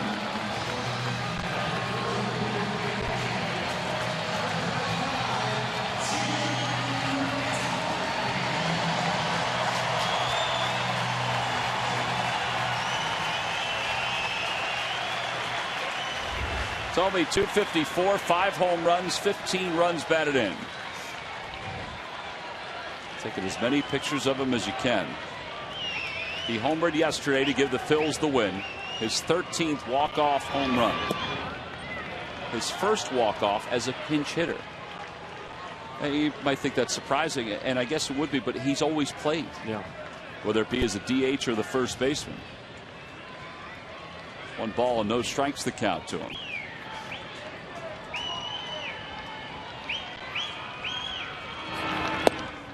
Inside 2-0.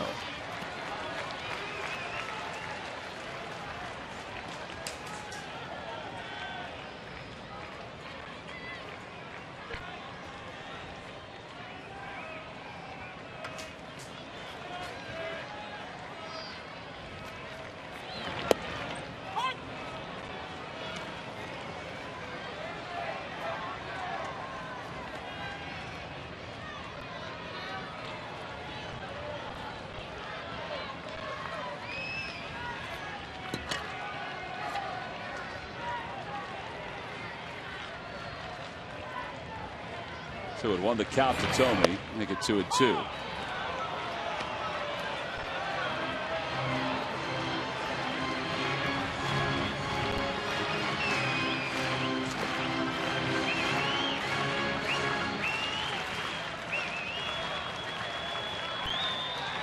Three infielders on the right side. It's 2 balls and 2 strikes. Tomey's ready. Outside, 3-2.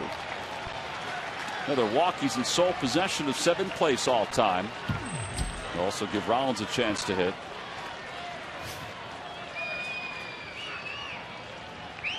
Some thought that Jimmy would have this second game off, but coming in, he was the best hitter the Phillies had going. Swing and a miss, so the ball game is over. And the Tampa Bay Rays have swept this day-night doubleheader from the Phillies. They win the nightcap by a final score of 7-3. So the Phillies lose the series as Tampa takes 2 of 3. Phillies offense struggled again during this series, 5 for 26 with runners in scoring position. Brooks Conrad, well, he's our Chevrolet player of the game. He didn't struggle whatsoever. He had 4 runs batted in. And Cliff Lee continues to be winless now through 12 starts here in 2012. Well, Joe Maddon's team, they were struggling a little bit coming into this ball game, coming into this series. They win it 7-3. We'll be back to wrap it up right after this from Citizens Bank Park.